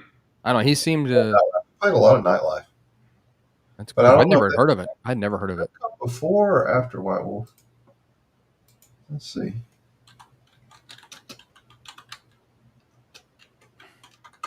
When did Vampire come out? Brandon, do you know? I will find out. I want to say. Well, that's the thing too. Is like we're talking about the first edition. You know what I mean? So like 91. I thought it was 91. Yes, it's 91. And then second edition came out in 92. Revised came out in 98. And We then talk about Vampire? Yeah. Okay, 90. so Nightlife came out in 1990. There it is. And I don't know. Probably a pretty good story to talk to Bradley about. Yeah. Wonder how much you want to how much you if it's one of those things he actually wants to like get involved, but you never know. Yeah, that's true. I've contemplated with my collection getting the first edition of Vampire, but it's just one of those things where I was like, it's not a complete thing, so I'm not gonna. I'm like, no, even though it's interesting to have that. Oh, there he goes, the Lone Ranger. Nice. Tonto. Yeah. So yeah, like I said, I used to do all kinds of sculpting and stuff.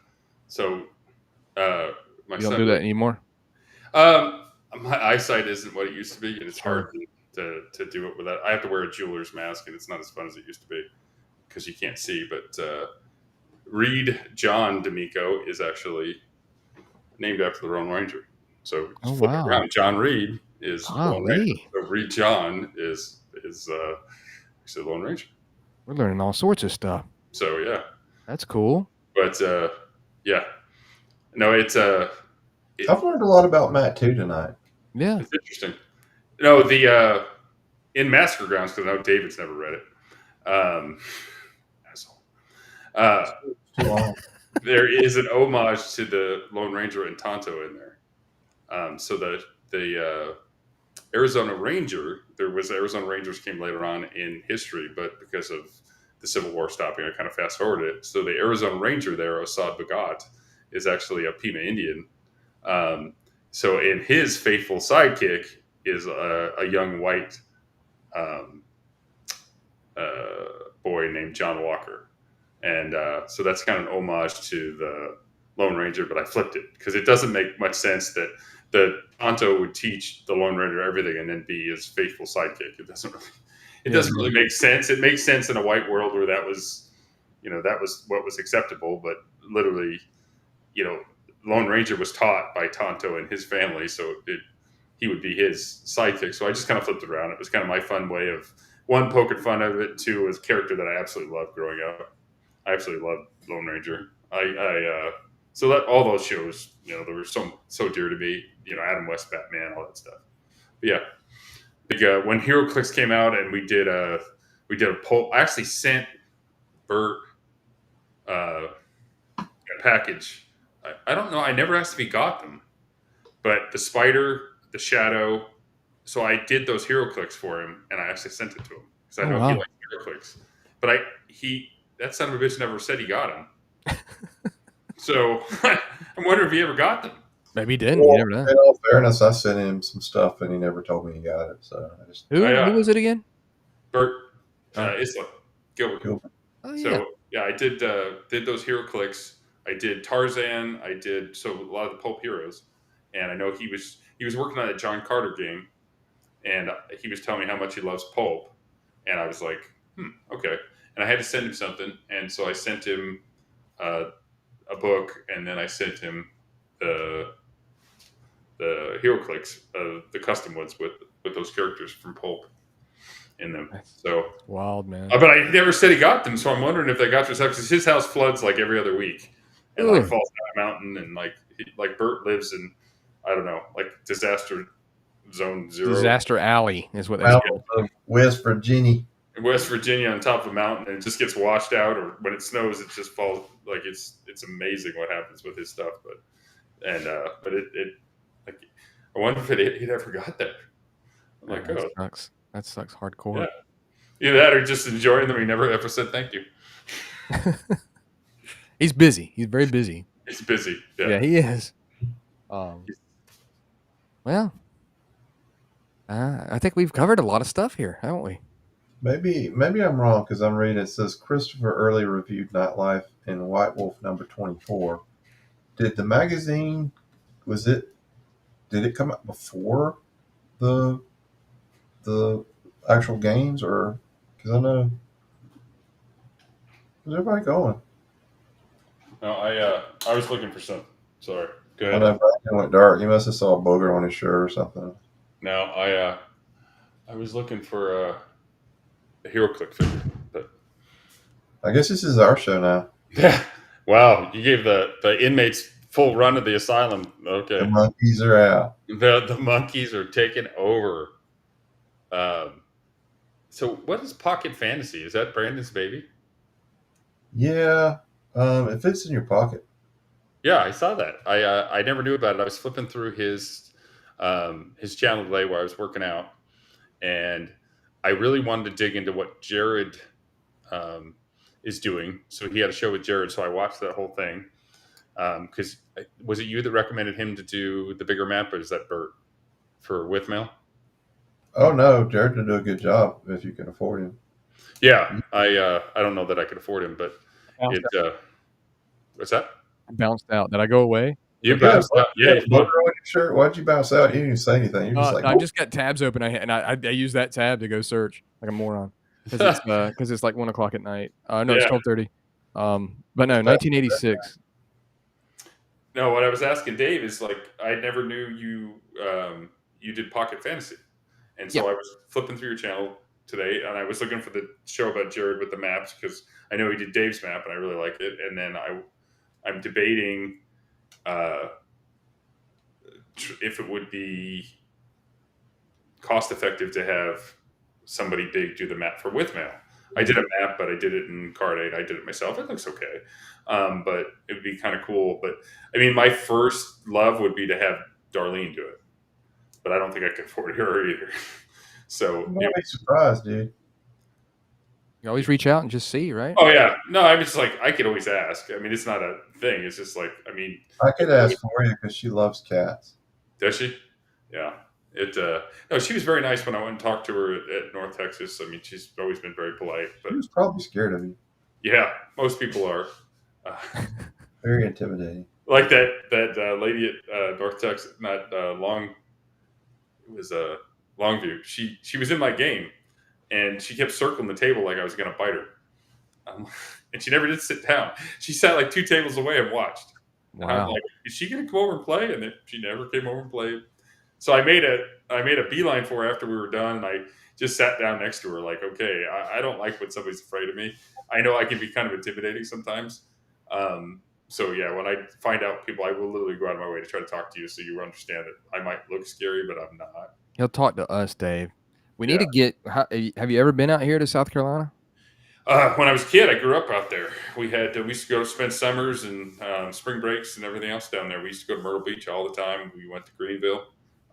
So our friend had a gas station down there, so we would hang out. They raised German Shepherds, and we spent a good part of my childhood before we moved out west Okay, to cool. South Carolina. So I absolutely love it there. Now I told Dave if he comes out here, I'll go out there. And you guys really don't have cons that are. Because I told Dave, well, I'll fly in and I'll go to a con that's local. But we have a Scarab Con in Columbia. It's decent size. We also have Mace in North Carolina. Did they get rid of that though? What was They changed the name of it, but I still think I think it's the same weekend as Long Con.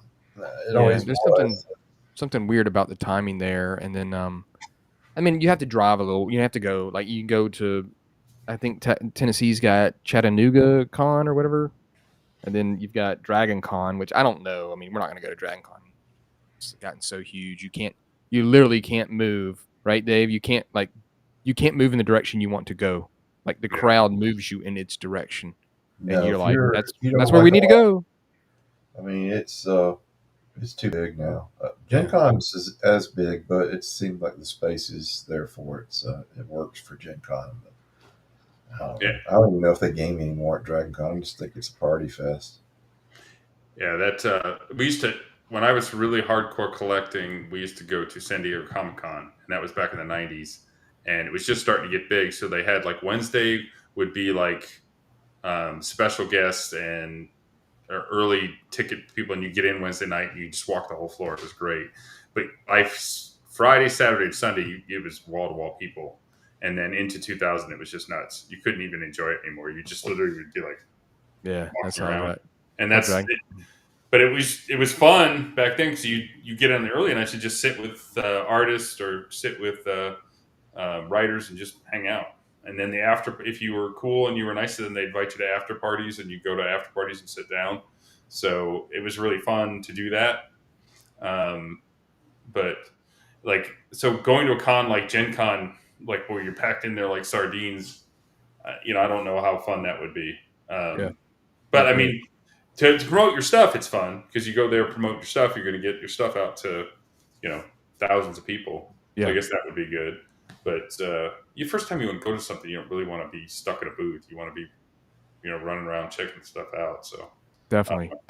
But back to what I was saying, I was like, you guys got to come out here. I know if Zach and Jim Glazer ever and Skeeter ever get it set up, I know Dave's going to be on the invite list if we do that haunted town, like the haunted hotel at Jerome, the Wild West weekend. So I know Dave's on the A list for that. But I live here, so I can drive there. So that would be a cool thing to get you all out here. That'd be kind of cool. So Zach lives out there? Zach lives right by there. He lives up in Verde Valley area. They live about 2 hours from me. They kind of live in the mountains. They're taking care of their mother-in-law. Okay. But yeah, so they live up there. They've talked about it. We've talked about doing Skeeter. Skeeter came out in the heat of July and was dying. He was melting.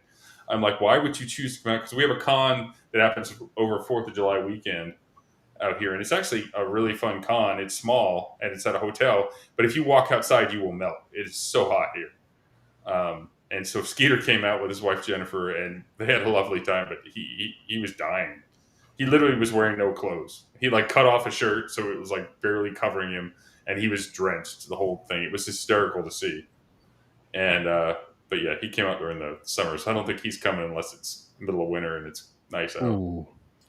So, this is sorry to derail here. I was just looking at the Skeeter Green's Facebook page, and on August 30, he posted something. Yo Zach, and he showed off the Viper, a picture of the Viper with the rockets. Yep. And then there's a comment that said, "I had the Viper." Somebody says, I don't know who this person is, but it says, "I had the Viper and amazingly never lost a missile. Not amazingly, I never choked on it like a dumb shit." Yep. No. Yeah. Yes, Dave. But I mean, it's terrible that a kid died. That's horrible. But oh yeah, I'm glad you didn't too, though, Matt. But it's funny Matt choked on it. Yeah. That's crazy. That's just weird. It's just funny. I was looking through Skeeter's Yeah. because I'm not I guess I'm not friends with Skeeter. It's weird how like you're so many people and it's like, oh, I'm not friends on Facebook. He's a really great guy. He's been, obviously Dave. We've talked, extensively. I've reached out to Dave, and he's helped with things or slammed me so unmercifully I had to go to someone else to get help on his game. Yeah. But Skeeter has been wonderful about me reaching out and being like, "What do you think about this? What do you think about this?" And so, yeah, he's another really good person. Yeah. And his wife is a school teacher. She's lovely. Jennifer is just spectacular. I've done some videos on his products too. Yeah, he's a good guy. Yeah, we played, Skeeter and I played in a Weird Frontiers game run by Paul Smith. And at one point, Paul Smith just looked at Skeeter and I, and he's like, "You're the worst players I've ever had at my table." And this is word for word. Skeeter looked at me and he's like, "Does he know who the fuck he's talking to?" Maybe we should have these guys on there too. I thought about maybe inviting Paul, but So what do you want him to play about first? Yeah, it's so funny. Paul, another quick story. I got to go in a minute, but Paul. yeah, I gotta go too. Me too. So we're playing at Gamehole Con, and I don't think I knew Paul that well yet, but I noticed as I was rolling behind the screen, he kept looking over my screen, like he didn't trust my rolls. And so this one particular encounter, I think it was like the game-ending encounter or something, and I was getting ready to attack him, and I moved the screen just enough to where he could see the dice and rolled it in front of him, and it critted him. At nat 20 and killed him. And just the look on his face was just utter like, what just happened? But it was just, you can't buy those moments, but he'll never forget that though. He just always like looking over my screen. I'm like, why are you looking over my screen, man? My new thing is after my video of Outcast Silver Raiders, which blew up, by the way, I was so thankful for that. I've already got 1,000 views on that. For me, that's huge in just really over 2 days' time, less than that. Well, you probably get a couple thousand on this video. Oh yeah, sure. No doubt. Definitely rolling out in the front. Like rolling out in front of everybody. I've always enjoyed that too, and you do that a lot more, Dave. I think, don't you? Do what? Roll your dice out in front of everybody. Oh yeah, it just depends. Sometimes I do. Sometimes I don't. So yeah, I'm kind of the same way. For that Forbidden Lands, I've been doing out in front of everybody so they can see, what they're getting coming at them.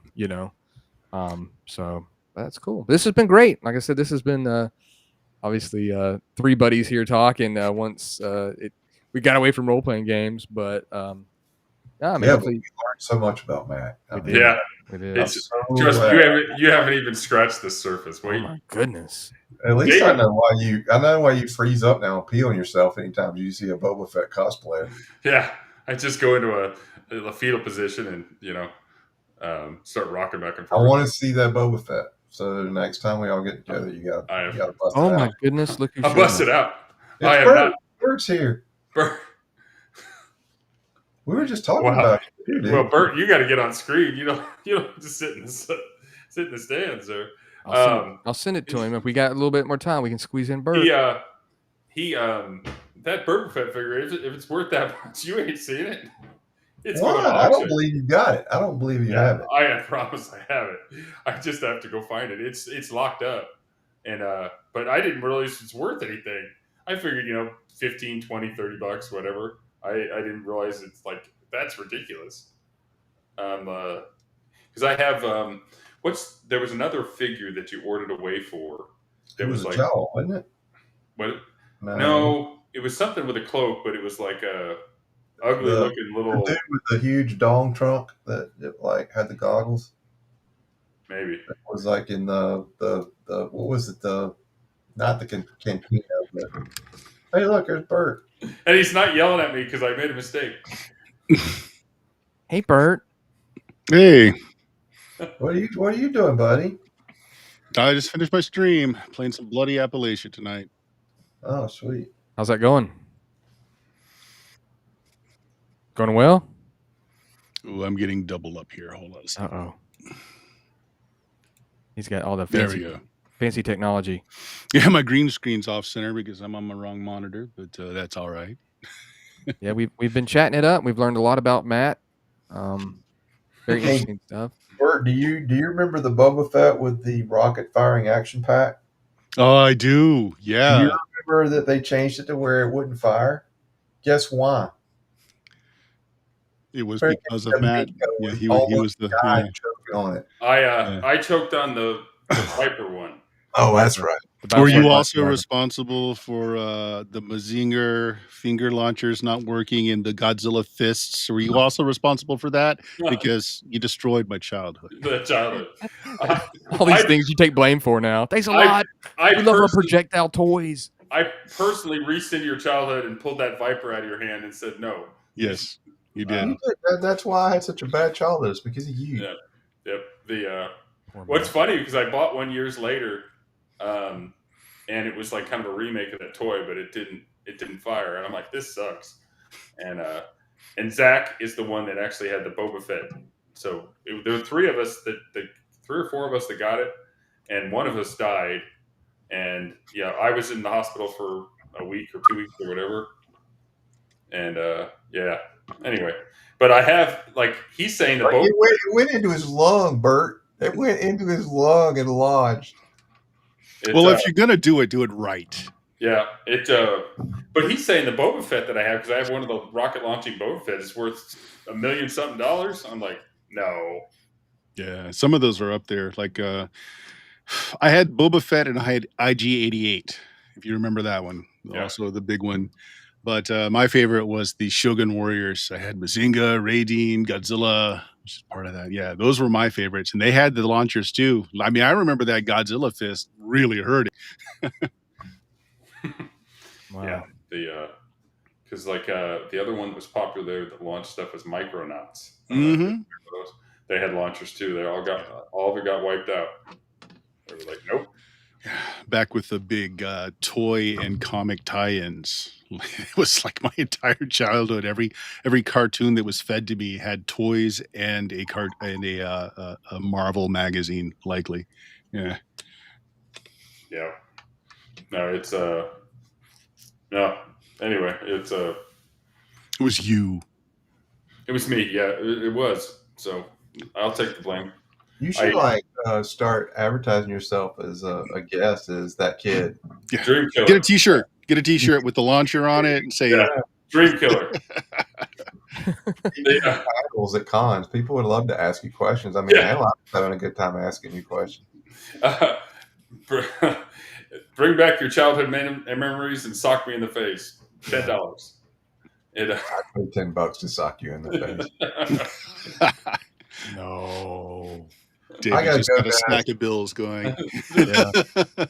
Sorry, Bert. I knew that you were doing your stream, and I was like, we were all about to go. We were like, all right, well, it's one last story. All right, yeah. But I'm glad you showed up here at the end, and now you're on the title of the video. So, well, I'm glad that I'm fulfilling the whole facial.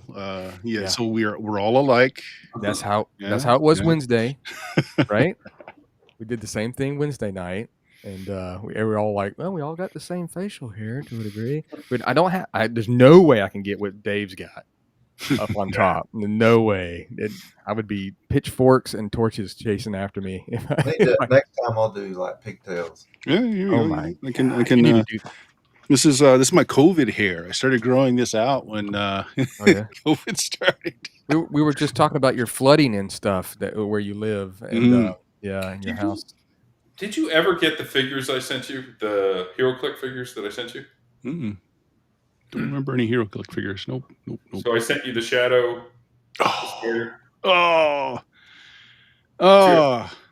No, never got them. Post office. Oh, I forgot to send you something, Dave, in that care package I sent you. I forgot this, so it'll have to wait till next time. I found a Luchador figure. That's awesome. That is awesome. So that'll have to be the next David care pack. So tomorrow I'll be knocking on your door. Hey man, can I get the figure? Yeah. I was told there'd be a figure here of a luchador variety, but I don't see you as being the leave it intact on the card sort of guy. I see you kind of breaking them out and playing with them though. So yeah, Matt, take them out in the backyard and throw my balls out. Yeah, I opened up that stuff and threw that shit away.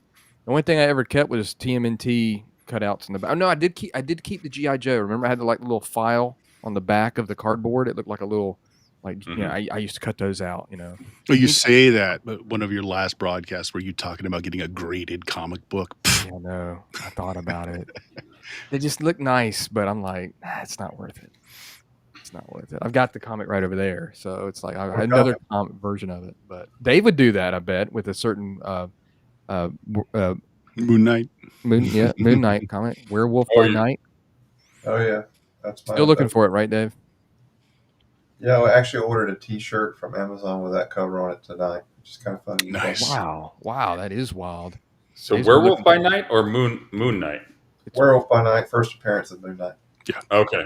Yeah, he's been looking for that. You got that? I will punch you in the face next time I see you. Steal it. I do not have it, but I know who does. I got a guy that has it. Uh-oh. So, I mean, I don't know how much you're willing to pay for it, but do you want it? What does it normally go for, Dave? Prices actually dropped on it. Well, that's good. That's it kind of surprising. went down after about, I guess, maybe a year or so after the Moonlight series went away. I'm surprised. I would think it would go up, but maybe not. Well, I mean, it's always stayed up there, but when Moon Knight came out and there was all the hype, that there's a scene in the first episode where he's beating a snot out of something. It almost looks like a werewolf. So everybody's like, Jack Russell's going to be in there, Werewolf by Night, but he wasn't. So. Didn't pan out. Still haven't seen that series. What was the one with Man Thing and the Disney show they did for Halloween? It was in black and white. You didn't see it? Mm-mm. I heard about it. Dude, you like it? Probably. Man Thing, Werewolf by Night's in it. I can't think of her name. The villainous. I just picked up the dirt cheap too. But if you guys remember the Marvel New Universe, there was like 88 to 87 and 88, and just a little bit into 89. Like they're dirt cheap, but they're good stories. And I was able to pick up most of that line on eBay for like 99 cents for like the whole run of each title. Night Mask, DP7, Starbrand. Any of you guys remember this? I do. Yeah, Marvel was trying to reboot their universe. And the stories were meant to be for a little older folks, more complex plot lines, and then it just apparently failed. But they were good stories. Wow. So I'm checking them out because of all these superhero RPGs that are out there now. It's like that would be an interesting stomping ground to try out. Yeah. Strike Force Moratory is still my favorite from the Marvel line. If none of you guys have seen that, awesome series, worth a read. And yeah, I've never been much of a comic book guy, to be honest with you. Like, actually, I don't like. I don't know. I had an issue with like you flip the comic and then obviously you see over here on the right side something that happens, and I'm like, I'm gonna act like I didn't see that, Or you get a comic and it was like I did. Now I will say I did send off. I got a Game Boy Spider-Man game. And I sent off for like my issues of Spider-Man, and it just happened to be the 6 issues before Carnage got introduced. And then I got the issue of Carnage, and I didn't know it had just been released, And then come to find out down the road, it was like, oh, that's a major comic, And I was like, oh, the guy looks cool. A $300 book if it's mint, I think. Yeah, that's amazing. But if you want a universe to play a superhero role playing game in, got to check out Strike Force Moratory. The idea is you've got no longer than 12 months to live after you've been upped to a superhero because of an alien invasion that we cannot stop. So they develop the moratory process, and they take anyone who volunteers to have this done with the understanding that you will not live more than 12 months because it is incompatible with a human being. And so that's kind of a morbid start to the series, but running that as an RPG was awesome. I did it under the new Marvel 616 system that's just out, just to give it a try.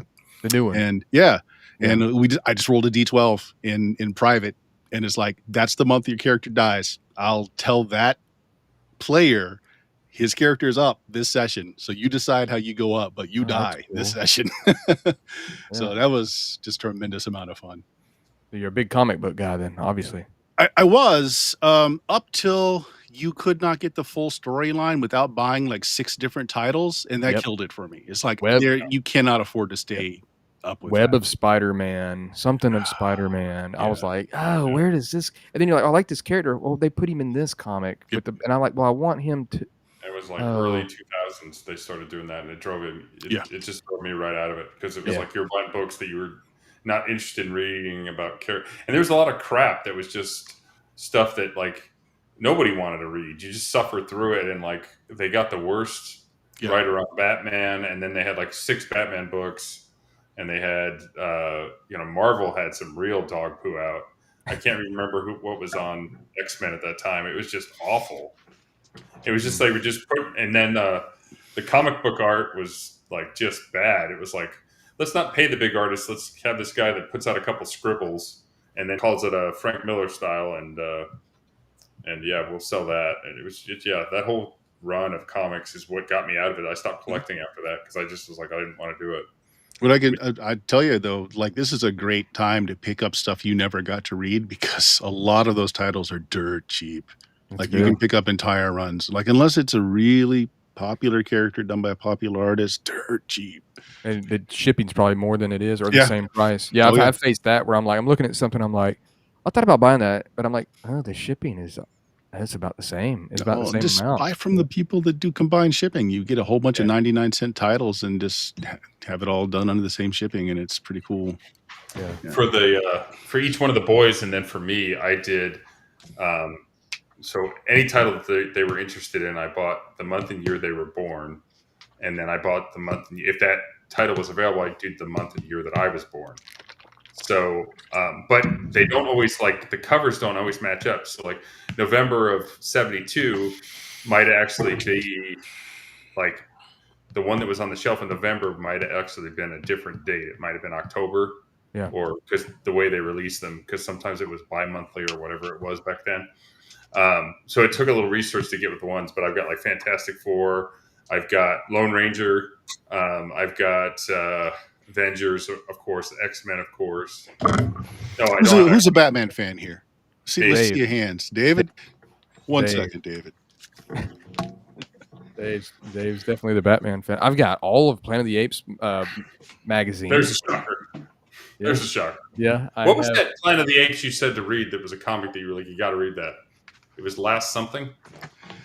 Oh, So just for funsies, I work in an antique store part-time just because I need to get out of the house. And we get stuff in all the time. And we got these in. I got 12 of these different ones. Giant-sized Batman. Whoa. Oh, wow. This is 71. Man, that's in shape, too. It's in great shape. Man. Yep. I remember those, man. Yeah. Bigger the better, man. Bigger art. Some of the art from back then. Yeah. I mean, I really dig that amazing, stuff. Cool stuff. What are those worth? Well, I work out a deal with the guy at the antique shop. I do some work for him for various things, and he cuts me a deal. But these are about $20 to $50 an issue, just depending which issue. But and the art is amazing. Even though they're kind of blown up, the art still looks really good. Yeah, that particular style. Neil Adams covers, right? I think.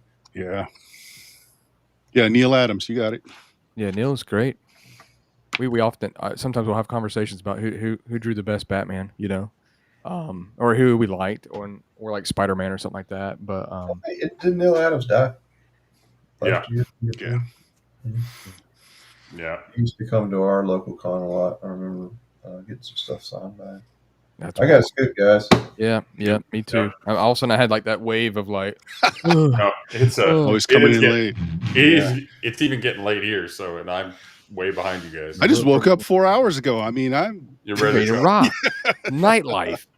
So this is my prime working time. Thank you. Right, we'll do another show where we just talk about comics and stuff Brandon doesn't know anything about. Yeah, that'll be good. Yeah, this is fun. This is fun. We'll just take boxes of useless crap out and start showing it off. Yeah. We want you to grab stuff and surprise us more too, Matt. You have to have everything ready and poised because all of a sudden you're bringing stuff out. Strawberry shortcake. I got her right here. I'm a big strawberry shortcake, man. My Little Pony. Yeah, I know you're a brony. Yeah. Nah, he's more of a Care Bear kind of guy. Care Bears are cool. Care Bears are cool if you think about it. And how's there not a He-Man role-playing game, by the way, too? Supposed to have been, but it kept getting canceled. It was supposed to be under the Cortex system, but then the system itself kept getting handed over to different people. So. Bert knows all the insides. We'll get that. Bert, we're going to have you on again, of course. and thank you, of course, to Matt and to David and to Bert for showing up. I'm glad you were able to get in. And that's why I didn't send you things. I knew you were doing your great job over there running that game. So thanks a lot. I don't know when I'll do it again. And I'll try to get Jeff Mejia and because he said he was going to come on. I sent a thing, but so hopefully he'll be on for the next one. So another guy that we know and is really cool. So thanks to John Watson too, who showed up and had to leave. He had some business, but thanks a lot, and I hope you all have a great weekend. And I hope y'all can all join the next one. So thanks a lot. See you later.